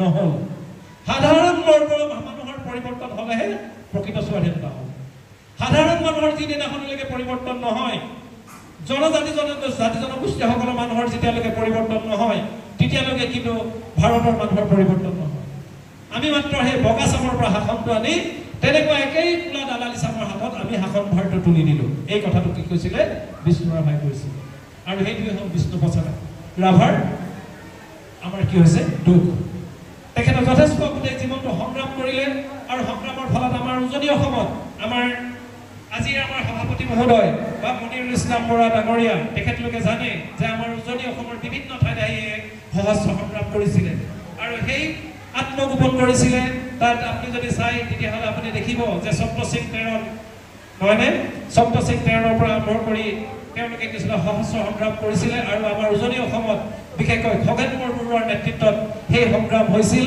যিজন আমগুৰি সমষ্টিত তেওঁ দুবাৰকৈ তেওঁ তাৰ পৰা কি হৈছিল MLA হৈছিল আৰু সেই খগেন বৰবৰুৱাৰ নেতৃত্বতে শিৱসাগৰত যদি আপোনালোকে চাই তেতিয়াহ'লে দেখিব যে প্ৰয়াত আমাৰ পিতৃ পুৰুষ হৰিশ বৰুৱা বা হৰি দেহিঙীয়া ৰূপ গগৈ মালিৰাম বেজবৰুৱা ঠিক তেনেকৈ আপুনি যদি চাই মালিৰাম হাজৰিকা হকী কছাৰী কেইদিনমানৰ আগতে হকী কছাৰী মৃত্যু হৈছে আপুনি নিতাই পুখুৰী ইয়াৰ লগতে আপুনি যদি বুদ্ধ বৰুৱা যোগেন গগৈকে প্ৰমুখ কৰি বিভিন্নজনে তেখেতৰ যি সহস্ৰ সংগ্ৰাম এই সহস্ৰ সংগ্ৰামত অংশগ্ৰহণ কৰিছিল তেখেতক 1952 চনত পুলিচে গ্ৰেপ্তাৰ কৰিলে গ্ৰেপ্তাৰ কৰাৰ পিছত তেখেতক 53 চনত তেখেতে জেলৰ পৰা ওলালে আৰু 53 চনতে তেখেতে ভাৰতৰ কমিউনিষ্ট পাৰ্টিত যোগদান কৰিলে আৰু ভাৰতৰ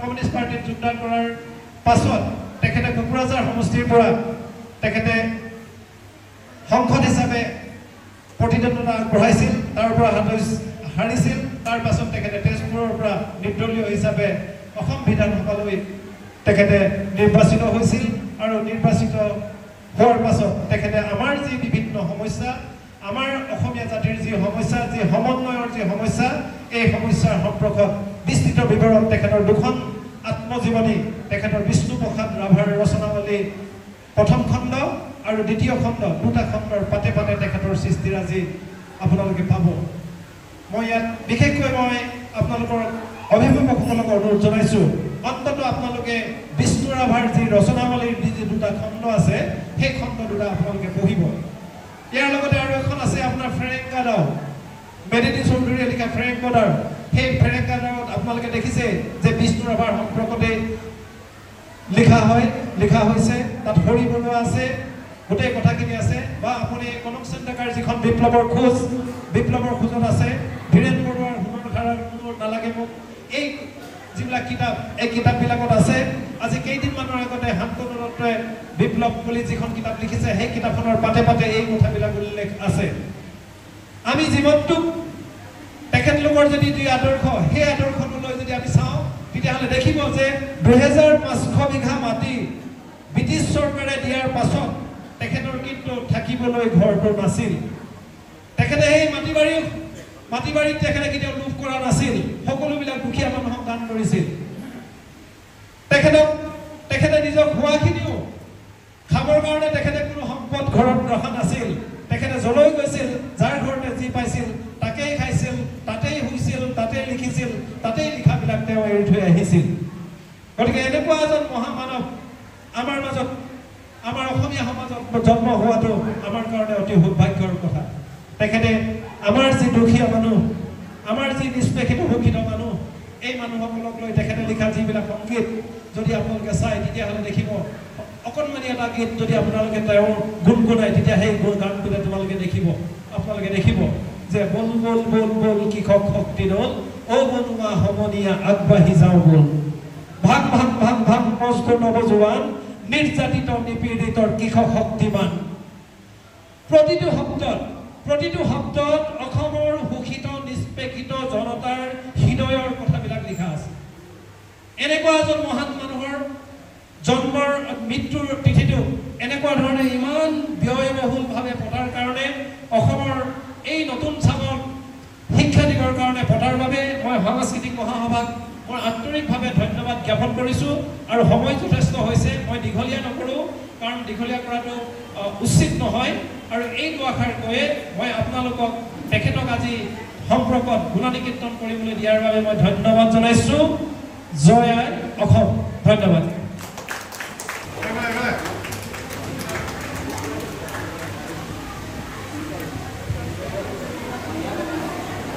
আমাৰ আটাই শ্ৰদ্ধাৰ নজিৰুল্লাহ হাজৰিকা মই তেখেতক এখন ফুলাম গামোচা আদৰ জনাবৰ বাবে অনুৰোধ জনাইছোঁ নাজিৰুল্লাহ হাজৰিকা,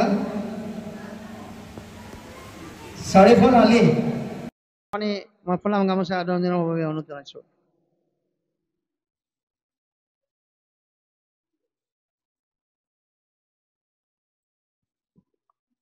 সাহিল হাজৰিকা,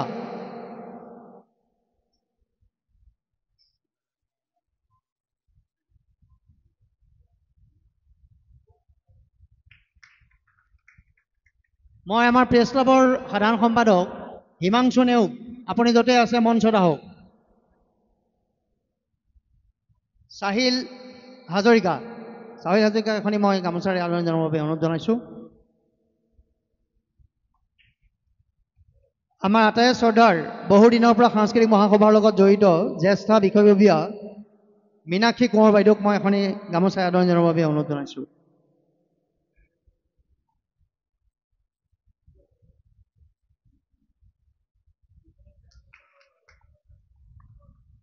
শিৱসাগৰৰ সমাজ জীৱনৰ লগত জড়িত বিশেষভাৱে আৰু আমাৰ সাংস্কৃতিক মহাসভাৰ প্ৰতিটো কাৰ্যসূচীতে বিশেষভাৱে বিশেষ দায়িত্ব নহ'লেও আমাৰ লগত যথেষ্ট সহযোগিতা আছে। ৰাজেন্দ্ৰ যোশী ডাঙৰীয়া গীতেৰে সকলোকে গীতৰ দ্বাৰা সকলোৰে পৰা সমাদৰ বুটলিবলৈ সক্ষম হয়। আজি যদি গধূলি সময়লৈ নিশ্চিতভাৱে আমাক গান গাই শুনাব, খুব ধুনীয়া গীত গায়। ইয়াৰ পিছতেই আজি পুৱাৰ বেলা কলাগুৰু বিষ্ণুপ্ৰসাদ ৰাভাৰ আজি এই পবিত্ৰ দিনৰ যি স্মৃতি দিৱস, যিজনা মহান ব্যক্তিৰ ওপৰত, গতিকে সেইজনাৰ প্ৰতিছবিত বন্তি প্ৰজ্বলন কৰিছিল চিত্তৰঞ্জন শইকীয়া ডাঙৰীয়াই। শিৱসাগৰ ভাৰতীয় ষ্টেট বেংকৰ শিৱসাগৰ শাখাৰ এজন বিষয়া। মই তেখেতক এখনি ফুলাম গামোচাৰে আদৰণি জনাবৰ বাবে অনুৰোধ জনাইছোঁ।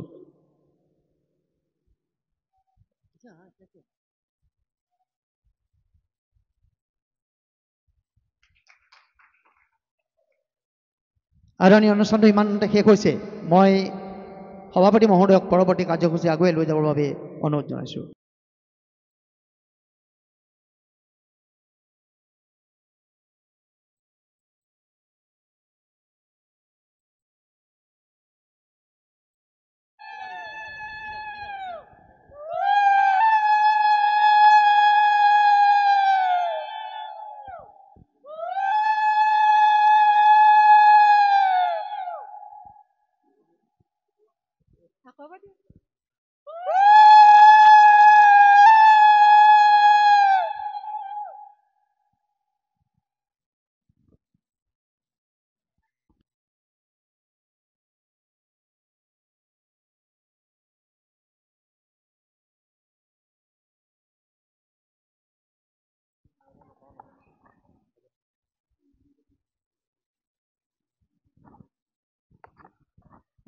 বিচাৰক মণ্ডলী দুয়োগৰাকীকে মই মঞ্চত অকণমান আমন্ত্ৰণ জনাইছোঁ।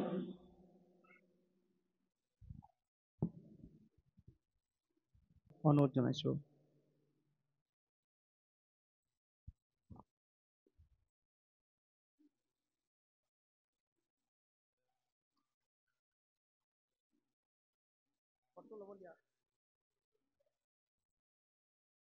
ইয়াৰ পিছতে মই জান্তমণি শইকীয়া বাইদেউকো এখনি ফুলাম গামোচাৰে আদৰণি জনাবৰ বাবে অনুৰোধ জনাইছোঁ। ইয়াৰ আগৰ যিগৰাকী বিচাৰক, মই হয়তো নামটো ঘোষণা আগতে কৰা হৈছিল, তথাপিতো কৈছোঁ, আটাইকেইজন সন্মানীয় ব্যক্তিলৈ ধন্যবাদ জনাইছোঁ। স্মৃতিগ্ৰন্থ কলাগুৰু ঊনবিংশ কেন্দ্ৰীয় বিষ্ণুপ্ৰসাদ ৰাভা দিৱসৰ স্মৃতিগ্ৰন্থ উন্মোচন কৰি এটা কথা ক'ব বিচাৰিছোঁ যে স্মৃতিগ্ৰন্থখনৰ মুখ্য উপদেষ্টা প্ৰেম গগৈ আছে, ডক্টৰ পৱন দত্ত, বীণাপাণি হাজৰিকা, সভাপতি প্ৰশান্ত কুমাৰ চুতীয়া, তেওঁ যে সাহিত্যিক, আৰু মুখ্য ত্ৰৈলোক্য দত্তক সকলোৱে চিনি পায়, সহযোগী সম্পাদিকা বন্তি বৰগোহাঁই ভূঞা, ৰমা গগৈ, মুক্তা হুছেইন, আৰু এওঁলোকে এইখিনি সম্পাদনা কৰাৰ লগতে অসমৰ মুখ্যমন্ত্ৰী ডক্টৰ হিমন্ত বিশ্ব শৰ্মা, পীযুষ হাজৰিকাৰ আৰু পবিত্ৰ কুমাৰ শৰ্মা সাংস্কৃতিক মহাসভাৰ সভাপতি, তেওঁলোকৰ এই শুভেচ্ছা বাণী আছে। আৰু বিশেষকৈ স্মৃতিগ্ৰন্থখন সৰু যদিও তাত যথেষ্ট মানে গুৰুত্বপূৰ্ণ কেইটামান লেখনি আছে। বিস্মৃত বিষ্ণু ৰাভা প্ৰেম গগৈ লিখিছে, অম্লা নিশিকা হৈ থাকক বিষ্ণু ৰাভা পংকজ কুমাৰ দাস, বিপ্লৱী নেতা বিষ্ণুপ্ৰসাদ ৰাভা অসীমা বৰুৱা, শংকৰী কৃষ্টি সংস্কৃতিৰ দৃষ্টিত বিষ্ণুপ্ৰসাদ ৰাভাৰ প্ৰাসংগিকতা লক্ষ্মী নেওগ, ভাষাত নিপুণ বিষ্ণু ৰাভা ডক্টৰ প্ৰশান্ত কুমাৰ চেতিয়া, বিশ্বৰ চন্দ্ৰে চন্দ্ৰে অঞ্জনা কুমাৰ ভূঞা, অঞ্জনা বৰা ভূঞা, শিল্পী শিৰোমণি তোমাক শত প্ৰণিপাত, অনামিকা কলিতা, বিষ্ণু ৰাভা, নিৰু চেতিয়া হাজৰিকাই। অতি কম পৰিসৰত এখন গ্ৰন্থ তেওঁলোকে অতি কম সময়ৰ ভিতৰত কৰি উলিয়াইছে। ধন্যবাদ জনাইছোঁ অসম সাংস্কৃতিক মহাসভাক। এটা কথা ক'ব বিচাৰিছোঁ যে অসম চৰকাৰে বিষ্ণুপ্ৰসাদ ৰাভাক কলাগুৰু বুলি অভিহিত কৰে।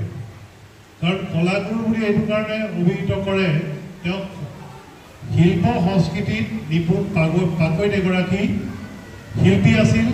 তেওঁৰ শিৱৰ তাণ্ডৱ নৃত্যৰ যোনে সেই সময়ত দেখিছিল তেওঁলোকে নিশ্চয় ক'ব, তেওঁৰ সান্নিধ্যত থকা ব্যক্তিবিলাকে জানে শিৱৰ তাণ্ডৱ নৃত্য কৰাৰ কথা বিষ্ণুপ্ৰসাদ ৰাভাই। এতিয়া বিষ্ণুপ্ৰসাদ ৰাভাক কলাগুৰু বুলি অসম চৰকাৰে আজি স্বীকৃতি দিছে।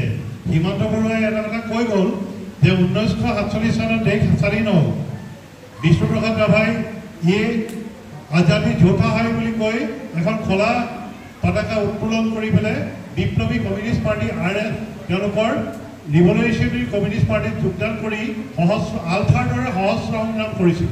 আলফাই যেনেকৈ অসমক স্বাধীন কৰিব বিচাৰিছিল, বিষ্ণু ৰাভাই এখন শ্ৰেণীহীন সমাজৰ কাৰণে আন্দোলন কৰিছিল আৰু সেই আন্দোলন আছিল সহস্ৰ সংগ্ৰাম। কমৰেড ষ্টেন বৰুৱা, আজি ডক্টৰ হিমন্ত বৰুৱাৰ পিতৃ, বিষ্ণু ৰাভাৰ লগত সকলো সময়তে আছিল। আৰু সেই বিষ্ণু ৰাভাৰ কথাটো হিমন্ত বৰুৱাই কৈছে যে সেই সময়ত বিষ্ণুৰাম মেধিয়ে অসম চৰকাৰে বিষ্ণুপ্ৰসাদ ৰাভাক এটা মূৰৰ মূল্য 10,000 টকা ঘোষণা কৰিছিল আৰু তেজপুৰৰ পৰা তেওঁ হাতত হেণ্ডকাপ লগাব নোৱাৰে, হাতখন ইমান শকত, হাতত হেণ্ডকাপ নালাগে। সেইকাৰণে কঁকালত পঘাৰে মেৰিয়াই, গৰুৰ পঘাৰে মেৰিয়াই চুচৰাই স্বাধীন ভাৰত চৰকাৰে লৈ গৈছিল। আৰু মৃত্যুৰ পিছত সেই স্বাধীন ভাৰতৰ চৰকাৰে তেখেতক কলাগুৰু স্বীকৃতি দিছিল। কিন্তু আমি বিষ্ণুপ্ৰসাদ ৰাভাৰ যি সংগ্ৰামী দিশটো চাই সৈনিক শিল্পী বিষ্ণুপ্ৰসাদ ৰাভা হিচাপে অভিহিত কৰিব বিচাৰোঁ। কাৰণ 1979 চনত জন্মগ্ৰহণ কৰা আলফাই 1984 চনত যেতিয়া দেওশাল আমলখি লাকুৱাত আলফাৰ প্ৰতিষ্ঠা দিৱসৰ সৈতে 20 জুনত ৰাভা দিৱস পাতিছিল। সেই ৰাভা দিৱসত সৈনিক শিল্পী বিষ্ণুপ্ৰসাদ ৰাভাক তেওঁলোকে লাল চালাম জনাইছিল আৰু শ্ৰদ্ধা কৰিছিল আৰু তেওঁলোকৰ স্বাধীন অসমৰ সংগ্ৰামখন আলফাই ত্বৰান্বিত কৰিছিল। তাত আলফাৰ সেই সময়ৰ সভাপতি অৰবিন্দ ৰাজখোৱা, ৰাজীৱ ৰাজখোৱাৰ উপসভাপতি প্ৰদীপ গগৈ, আলফাৰ উপ মুখ্য সেনাধ্যক্ষ আমাৰ হীৰকজ্যোতি মহন্ত, এই গোটেই মানুহখিনি তাত আছিল। আৰু আলফাই এই সৈনিক শিল্পী বিষ্ণু ৰাভা নামৰ এখন স্মৃতিগ্ৰন্থ উন্মোচন কৰিছিল। আৰু সেই স্মৃতিগ্ৰন্থ উন্মোচন কৰিছিল কোনে জানেনে? আজি শিৱসাগৰ ছোৱালী কলেজত যিসকলে শিক্ষকতা কৰে বা জানে, সেই সময়ত অসম জাতীয় উন্নয়ন পৰিষদ বুলি আলফাৰ এখন সমান্তৰাল এটা অনুষ্ঠান আছিল। তাৰ সভাপতি আছিল শিৱসাগৰ ছোৱালী মহাবিদ্যালয়ৰ অধ্যাপক প্ৰফেচাৰ সুৰেশ ফুকনে এই সৈনিক শিল্পী বিষ্ণু ৰাভা 1988 চনত এইখন আলফাৰ প্ৰতিষ্ঠা দিৱসত আৰু বিষ্ণু ৰাভা দিৱসৰ লগত সংগতি ৰাখি পতা অনুষ্ঠানত এই স্মৃতিগ্ৰন্থ উন্মোচন কৰি সুৰেশ ফুকন। এই কথাষাৰ আজি কলাগুৰু উন্মোচন কৰি মোৰ মনত পৰিছে, ইয়াকে কৈ মোৰ বক্তব্য সামৰিছোঁ। ধন্যবাদ। জয় ৰাভা। শিল্পী দিৱসত কেন্দ্ৰীয়ভাৱে আয়োজিত উদ্যোগী যুৱক তথা ৱিংছ হাজৰিকাৰ স্বপ্নৰ সাৰ্থক ৰূপকাৰ নামেৰে আমি বঁটা প্ৰদান কৰিবৰ কাৰণে সিদ্ধান্ত গ্ৰহণ কৰিছিলোঁ। কিন্তু তেখেতৰ সময়ৰ প্ৰতি লক্ষ্য ৰাখি যি সময়ত হয়তো আমি আমন্ত্ৰণ জনাইছিলোঁ, ব্যস্ততাৰ মাজত আমাৰ মাজত উপস্থিত থাকিব নোৱাৰিছিল আৰু আমি তেখেতক ঘৰত দি আহিব পাৰিলোঁ হয়, কিন্তু আমি সেইটো প্ৰয়াস সাধাৰণতে নকৰোঁ।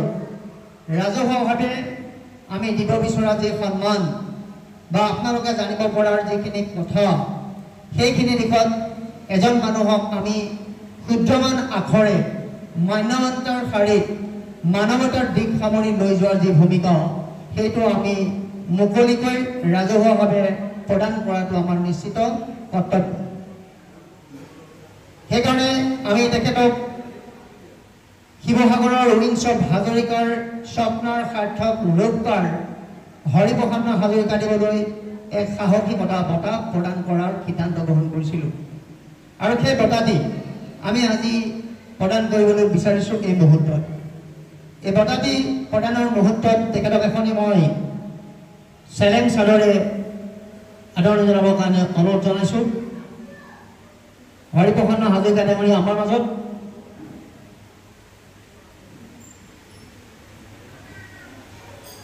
তেখেতক এখনি ফুলাম গামোচাৰে মই আদৰণি জনাবৰ কাৰণে অনুৰোধ জনাইছোঁ। মই তেখেতৰ কাৰণে আমি যুগুতাই দিয়া যি সেই বঁটাটোৰ ওপৰত প্ৰতিবেদন আপোনালোকৰ আগত আমি পাঠ কৰি দিছোঁ। সাংস্কৃতিক সমন্বয় সোপান সাংস্কৃতিক মহাসভা অসম শিৱসাগৰ জিলা সমিতিৰ উদ্যোগত 19সংখ্যক কেন্দ্ৰীয় শিল্পী দিৱস 2024 শিৱসাগৰৰ উদ্যোগী যুৱক ৰোয়িংছ হাজৰিকাৰ স্বপ্নৰ সাৰ্থক ৰূপকাৰ শ্ৰী হৰিপ্ৰসন্ন হাজৰিকা দেৱলৈ সাহসিকতা বঁটা, ৰাজহুৱা সম্বৰ্ধনা পত্ৰ, প্ৰীতি ভাজন একো অসমৰ বিশাল ব্যৱসায়ী। এই কথাকেইটা কোৱাৰ আগত মই আপোনালোকক অকণমান চুই যাবলৈ বিচাৰিছোঁ যে 2023 চনৰ 16 ডিচেম্বৰ মুম্বাইৰ পৰা ওপৰে আকাশী যান হিচাপে অহা আকাশী পথত চলা সেইখন ইমান চৰ্চিত এটা অৱস্থাৰ মাধ্যমত শিৱসাগৰৰ এটা নাম য'ত ইণ্টাৰনেশ্যনেল ফিগাৰ দৰে ওলাই পৰিছিল, স্থলপথেদি সেই বিমানখন লৈ আহিছিল সুদূৰ মুম্বাইৰ পৰা 2023 চনৰ 16 ডিচেম্বৰ তাৰিখে আৰু আমাৰ আহি শিৱসাগৰৰ ভটিয়াপাৰত আহি পালেহি। বহু যান জঁট, যাতায়াতৰ যি যান জঁট সেই যান জঁটক অতিক্ৰম কৰি সকলোৰে সহযোগিতা যিকেইখন ৰাজ্যৰ প্ৰশাসনিক দিশত সহযোগিতাৰে আহি স্থলপথেদি আহি শিৱসাগৰ ভটিয়াপাৰৰ নিজা য'ত স্থানত যি লক্ষ্যত উপনীত হোৱাৰ মানসেৰে সেই বিমানখন লৈ আহিছিল, সেই কথাৰে সৈতে আমি সেই সাহসিকতা বঁটা প্ৰদান কৰাৰ দিশ সামৰি আমি আগবাঢ়িছোঁ প্ৰতিবেদনখনলৈ। অসমৰ বিশাল ব্যৱসায়িক ক্ষেত্ৰখনলৈ উল্লেখযোগ্য অৱদান আগবঢ়োৱা আপোনাৰ দৰে উদ্যোগী উদিত নতুন খৰচ অসমীয়া যুৱশক্তিৰ মাজত বিৰল উদ্যমৰ স্বাক্ষৰ বহন কৰা হেতু আপোনালৈ যাচিছোঁ আন্তৰিক অভিনন্দন। বহু ঘাট প্ৰতিঘাত বাধাৰ পাছৰ অতিক্ৰম কৰি অনেক প্ৰত্যাহ্বান ওফৰাই দি অদম্য মনোবলেৰে সুদূৰ মুম্বাইৰ পৰা অসমৰ ঐতিহাসিক ভটিয়াপাৰলৈ এখন বৃহৎ উৰাজাহাজ কঢ়িয়াই আনি ৰোয়িংছ হাজৰিকাৰ দুৰন্ত স্বপ্ন সাৰ্থক অসমীয়া যুৱ শক্তিৰ মাজত বিৰল উদ্যমৰ স্বাক্ষৰ বহন কৰা হেতু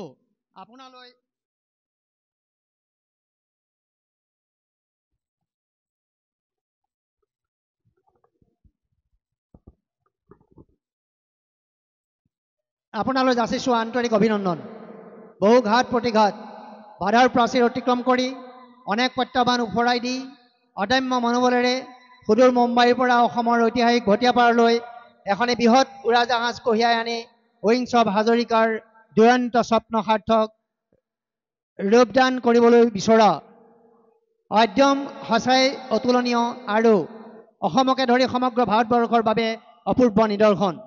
এই স্বপ্নই যাতে জাতিষ্কাৰ হৈ অসমীয়াৰ মনৰ জগতখনত নতুন শক্তি যোগাই অনাগত দিনবোৰ বিজয় ধ্বনিৰে মুখৰিত হৈ উঠে তাৰে কামনা কৰিছোঁ।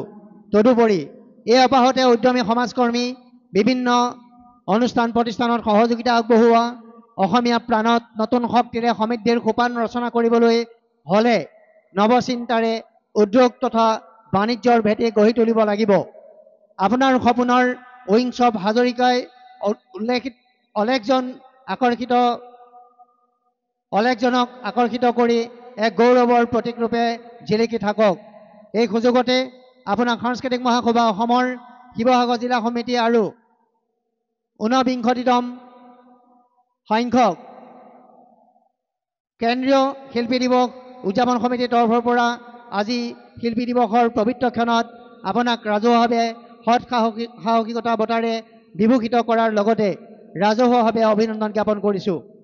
আজি শিল্পী দিৱসৰ পবিত্ৰ ক্ষণৰ ৰূপকোঁৱৰ ভাষাৰে যাচিছোঁ ৰাজহুৱা অভিনন্দন। ফুলাৰ মন্তান অহোৰাত্ৰি মাতে, সেয়েহে আজি ইমান ফুল প্ৰভাতে প্ৰভাতে। পুনৰ আন্তৰিক শুভেচ্ছা আৰু আশীষেৰে। স্থান জিলা পুথিভঁৰাল প্ৰাংগণ, শিৱসাগৰ, দিনাংক 17 জানুৱাৰী 2024। শ্ৰী তলুক দত্ত প্ৰধান সম্পাদক, ডাক্তৰ বীণাপাণি হাজৰিকা সভানেত্ৰী, 49তম কেন্দ্ৰীয় শিল্পী দিৱস উদযাপন সমিতি, ডাক্তৰ পৱন কুমাৰ দত্ত কাৰ্যকৰী সভাপতি, প্ৰেম গগৈ সভাপতি, শিৱসাগৰ জিলা সাংস্কৃতিক মহাসভা। মই দায়িত্বত আসন গ্ৰহণ কৰি থকা বিশিষ্ট সকলোকে আমি এই উদ্যোগী যুৱ নেতাজনক অদূৰ ভৱিষ্যতত বিমানখনেৰে কি ৰূপ ল'বলৈ গৈ আছে সকলোৰে আতিথ্যত আমি নিশ্চয় অনাগত খুব কম দিনতে পাম। গতিকে এই আপাহতে আমি সকলোকে এই স্মাৰক তেখেতক প্ৰদান কৰিবৰ বাবে আমি সানুনয়ে অনুৰোধ জনাইছোঁ।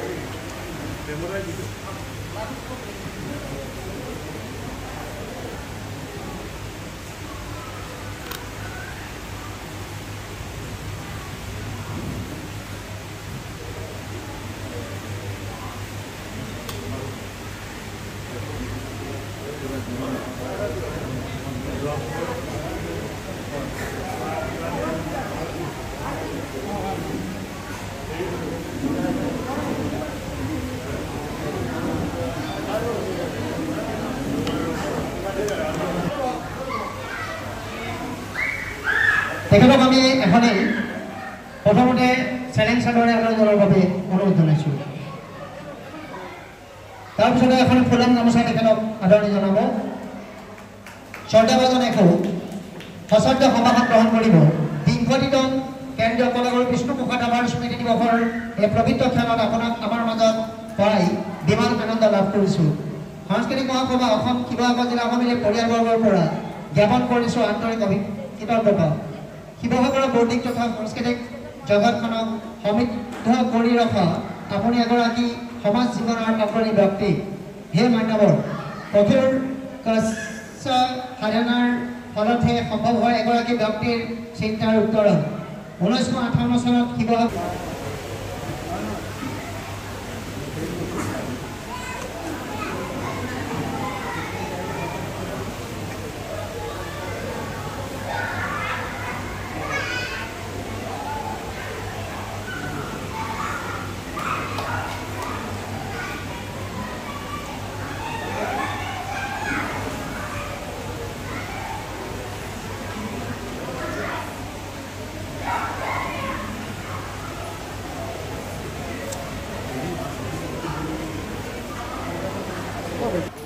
উপস্থিত প্ৰদৰ্শন লাভ কৰি দিছোঁ। সাংস্কৃতিক মহাসভা অসম শিৱসাগৰ জিলা সমিতিৰ উদ্যোগত কেন্দ্ৰীয় বিষ্ণু ৰাভাৰ স্মৃতি দিৱস উপলক্ষে বিশিষ্ট সংবাদকৰ্মী শ্ৰীযুত প্ৰদীপ গগৈলৈ সংবাদকৰ্মীৰ বঁটা সন্মাননা। হে কল্যাণ নেখো, ঐতিহ্যময় শিৱসাগৰৰ ভিন্ন ক্ষেত্ৰত নিৰন্তৰভাৱে সাংবাদিকতাৰ সেৱা আগবঢ়াই জনজীৱনৰ ভজনা প্ৰবাহৰ স্বচ্ছ প্ৰতিফলন প্ৰদান কৰাৰ বাবে শিৱসাগৰ জিলা সাংস্কৃতিক মহাসভা আৰু 20সংখ্যক কেন্দ্ৰীয় বিষ্ণুপ্ৰসাদ ৰাভা স্মৃতি দিৱস উদযাপন সমিতিয়ে আপোনাক সংবাদকৰ্মীৰ বঁটা যাচিবলৈ প্ৰায় অতিশয় আনন্দ। অনাগত দিনৰ সেউজ পৃথিৱী আৰু অনিশ্চিত ভৱিষ্যত আপোনাৰ সন্ধানী সাংবাদিকতাৰ যাত্ৰা অধিক গতিশীল হওক।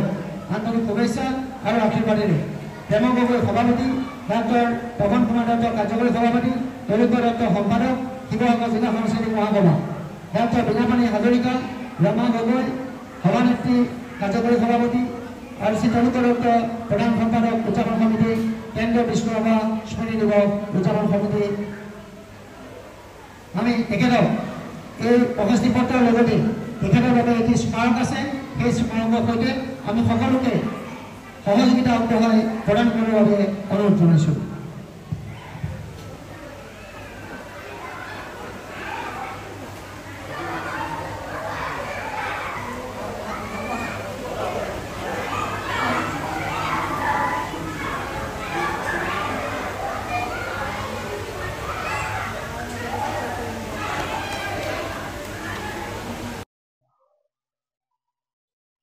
আমি দেখা পাইছোঁ গতিকে তেখেতক মই প্ৰথমতে এখনি ফুলাম গামোচাৰে আদৰণি জনাবৰ বাবে অনুৰোধ জনাইছোঁ আৰু লগতে এখনি চেলেং চাদৰখন প্ৰথমতে চেলেং চাদৰখন লওক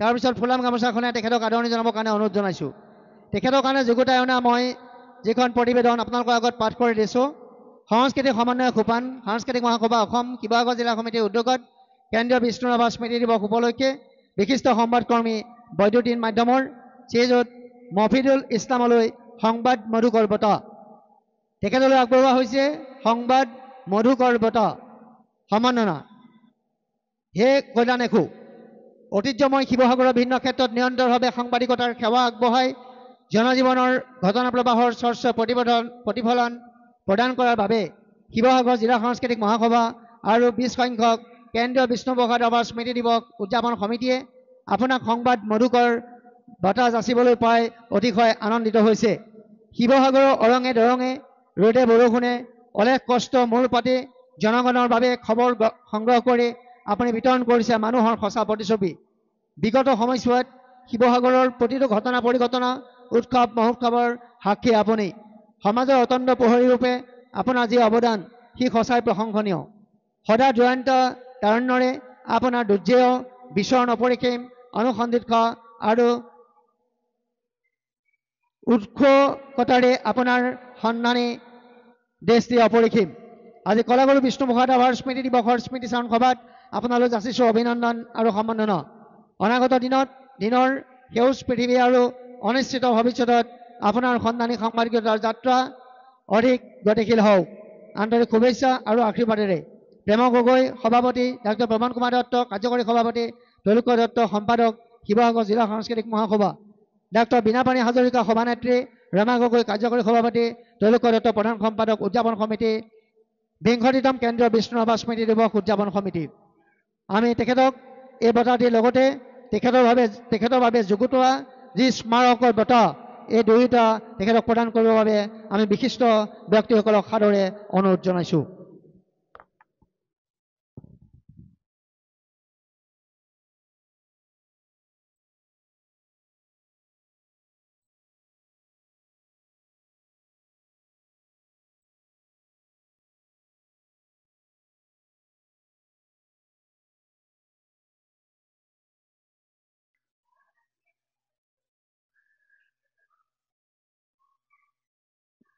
আমি মিনু শইকীয়া বাইদেউলৈ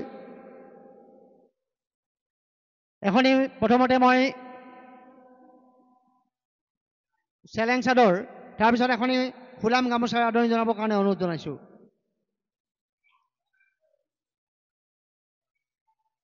সাংস্কৃতিক মহাসভা অসম শিৱসাগৰ জিলা সমিতিৰ উদ্যোগত কেন্দ্ৰীয় বিষ্ণু ৰাভা স্মৃতিচাৰণ উপলক্ষে বিশিষ্ট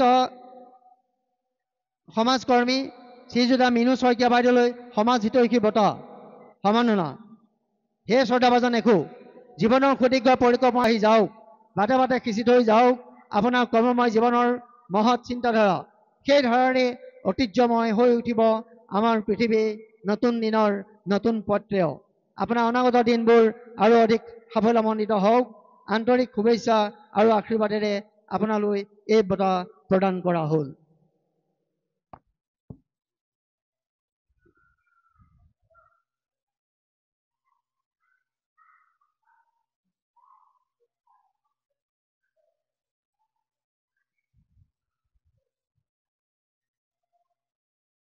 মঞ্চত চৰণ্য বৰা এটা জোৰদাৰ হাত চাপৰি লাগে চৰণ্য বৰালৈ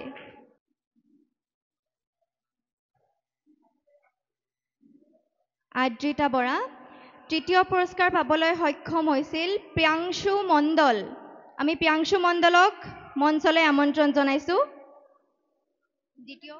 দ্বিতীয় আদ্ৰিতা বৰা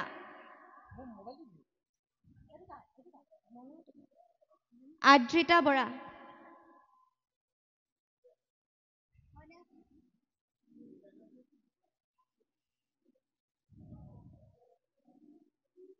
সকলোকে এটা হাত চাপৰি দিবলৈ অনুৰোধ জনাইছোঁ এই আদ্ৰিতা বৰা দ্বিতীয় পুৰস্কাৰ পাবলৈ সক্ষম হৈছে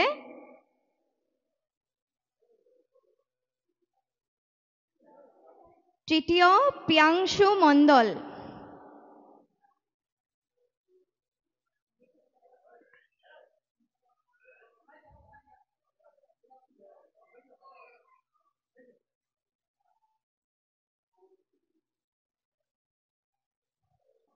এয়া মঞ্চত প্ৰিয়াংশু মণ্ডল তৃতীয় পুৰস্কাৰ পাবলৈ সক্ষম হৈছে।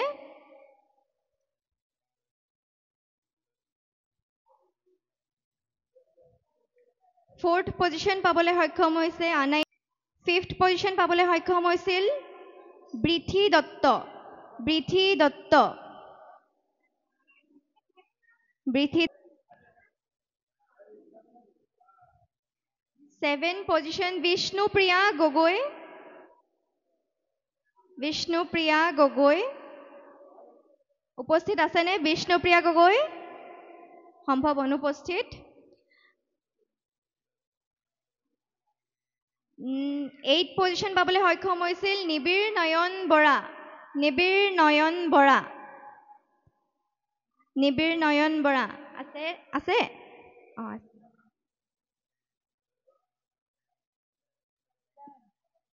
9th পজিশ্যন পাবলৈ সক্ষম হৈছিল উজ্জয়ন ৰয়। উজ্জয়ন ৰয়।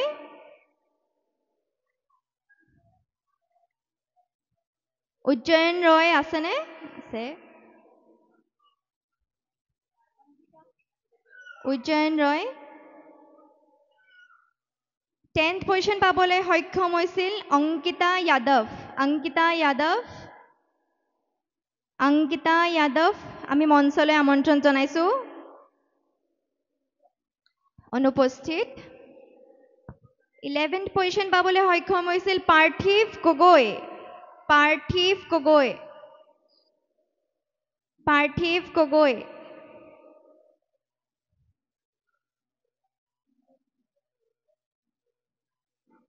সকলোৱে এটা হাত চাপৰি দিব। হাত চাপৰি উৎসাহ দিব। পাৰ্থিৱ গগৈ এয়া মঞ্চত পাৰ্থিৱ গগৈ।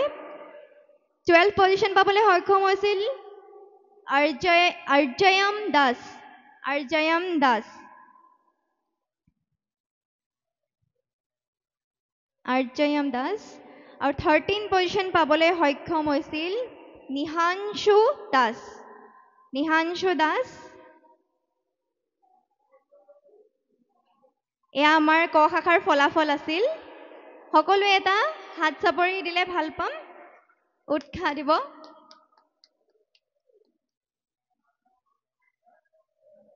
এতিয়া আমি গ্ৰুপ বিলৈ যাম।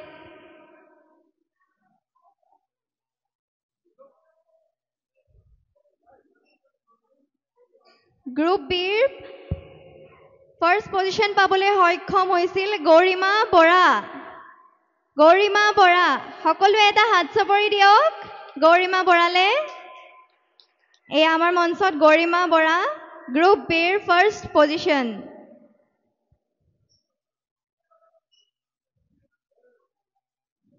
ছেকেণ্ড পজিশ্যন পাবলৈ সক্ষম হৈছিল দৰ্শিল ৰাজ গগৈ। দৰ্শিল ৰাজ গগৈ। এয়া দৰ্শিল ৰাজ গগৈ দ্বিতীয় পুৰস্কাৰ পাবলৈ সক্ষম হৈছিল।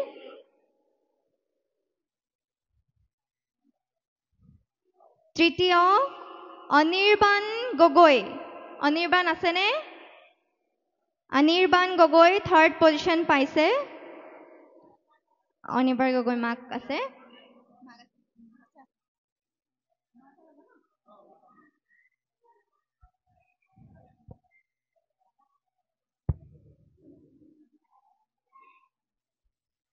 Fourth position Devang Bhushan Bhardwaj. দেৱাংগ ভূষণ ভৰদ্বাজ।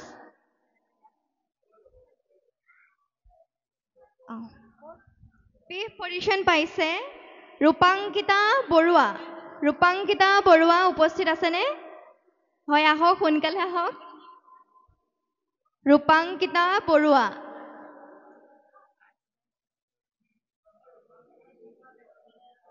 হ'ব হ'ব দেউতাক হ'লেও হ'ব লৈ লওক। ছিক্স পজিশ্যন নেহাল নিশান গৌতম। নেহাল নিশান Gautam.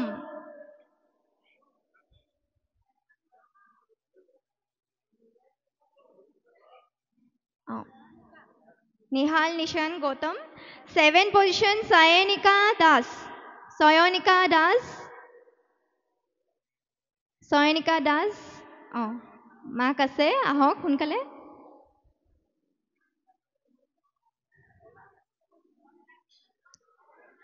Eya Sayanika Das. Material hoise. 8th position, Ashrita Roy. Ashrita Roy.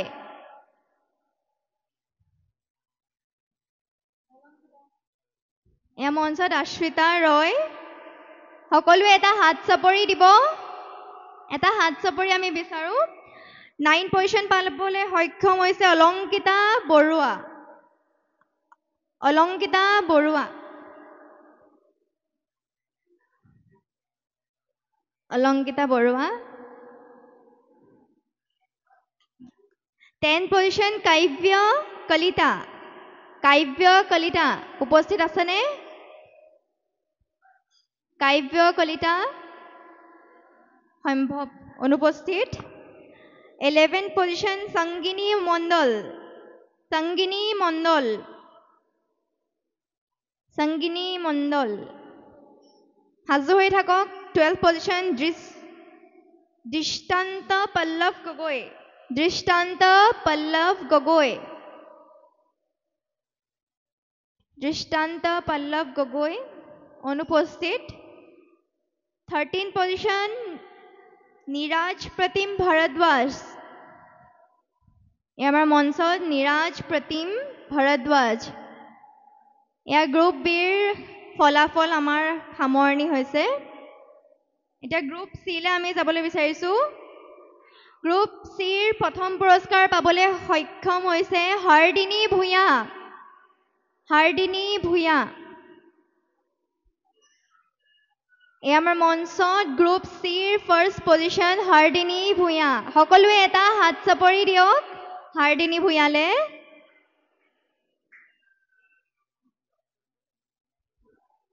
দ্বিতীয় পুৰস্কাৰ পাবলৈ সক্ষম হৈছে গৌৰাংগ গগৈ গৌৰাংগ গগৈ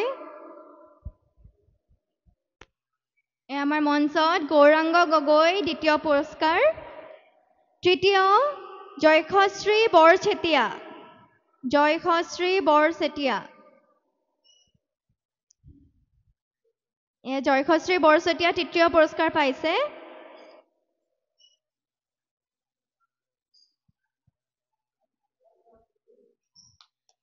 ফৰ্থ পজিশন পাবলৈ সক্ষম হৈছে প্ৰত্যুষ প্ৰীতম গোহাঁই প্ৰত্যুষ প্ৰীতম গোহাঁই উপস্থিত আছেনে প্ৰত্যুষ প্ৰীতম গোহাঁই অনুপস্থিত 5th পজিশন আয়ুষ্কাৰ কাশ্যপ আয়ুষ্কাৰ কাশ্যপ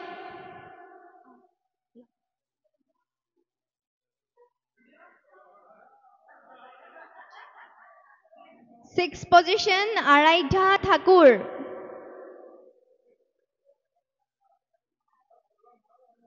আৰাধ্যা ঠাকুৰ উপস্থিত আছেনে আৰাধ্যা ঠাকুৰ অনুপস্থিত 7th পজিশন ভাগ্যশ্ৰী কোঁৱৰ নাই ভাগ্যশ্ৰী কোঁৱৰ অনুপস্থিত 8th সুজিত বৰগোহাঁই বুঢ়াগোহাঁই সুজিত বুঢ়াগোহাঁই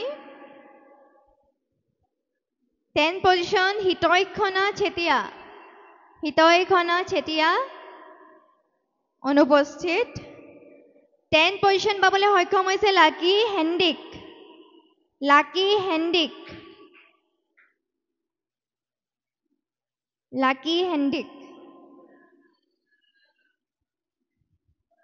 লাকি হেণ্ডিকলৈ এটা জোৰদাৰ হাত চাপৰি লাগে 11th পজিশন পাবলৈ সক্ষম হৈছে ক্ষিপ্ৰা ৰঞ্জন পাতৰ অনুপস্থিত 12th পজিশন আৰোহণ জ্যোতি কাকতি উপস্থিত আছেনে অনুপস্থিত 13th পজিশন সুমন দীপ দাস অনুপস্থিত আমাৰ ইয়াতে আমাৰ আৰ্ট কম্পিটিশ্যনৰ ফলাফল ঘোষণা সামৰণি মাৰিছোঁ ধন্যবাদ আছে মই তেখেতকো এখনি ফুলাম গামোচাৰে আদৰণি জনাবৰ বাবে অনুৰোধ জনাইছোঁ আজীৱন সদস্য সংগীতা দত্ত মই তেখেতকো এখনি গামোচাৰে আদৰণি জনাবৰ কাৰণে অনুৰোধ জনাইছোঁ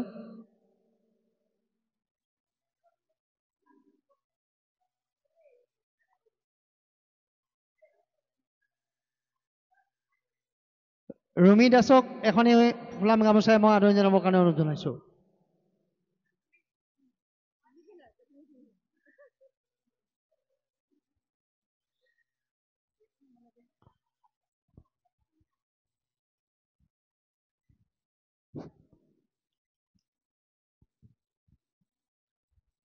নাই সম্পাদক মহোদয় ষ্টেজলৈ আহিব লাগে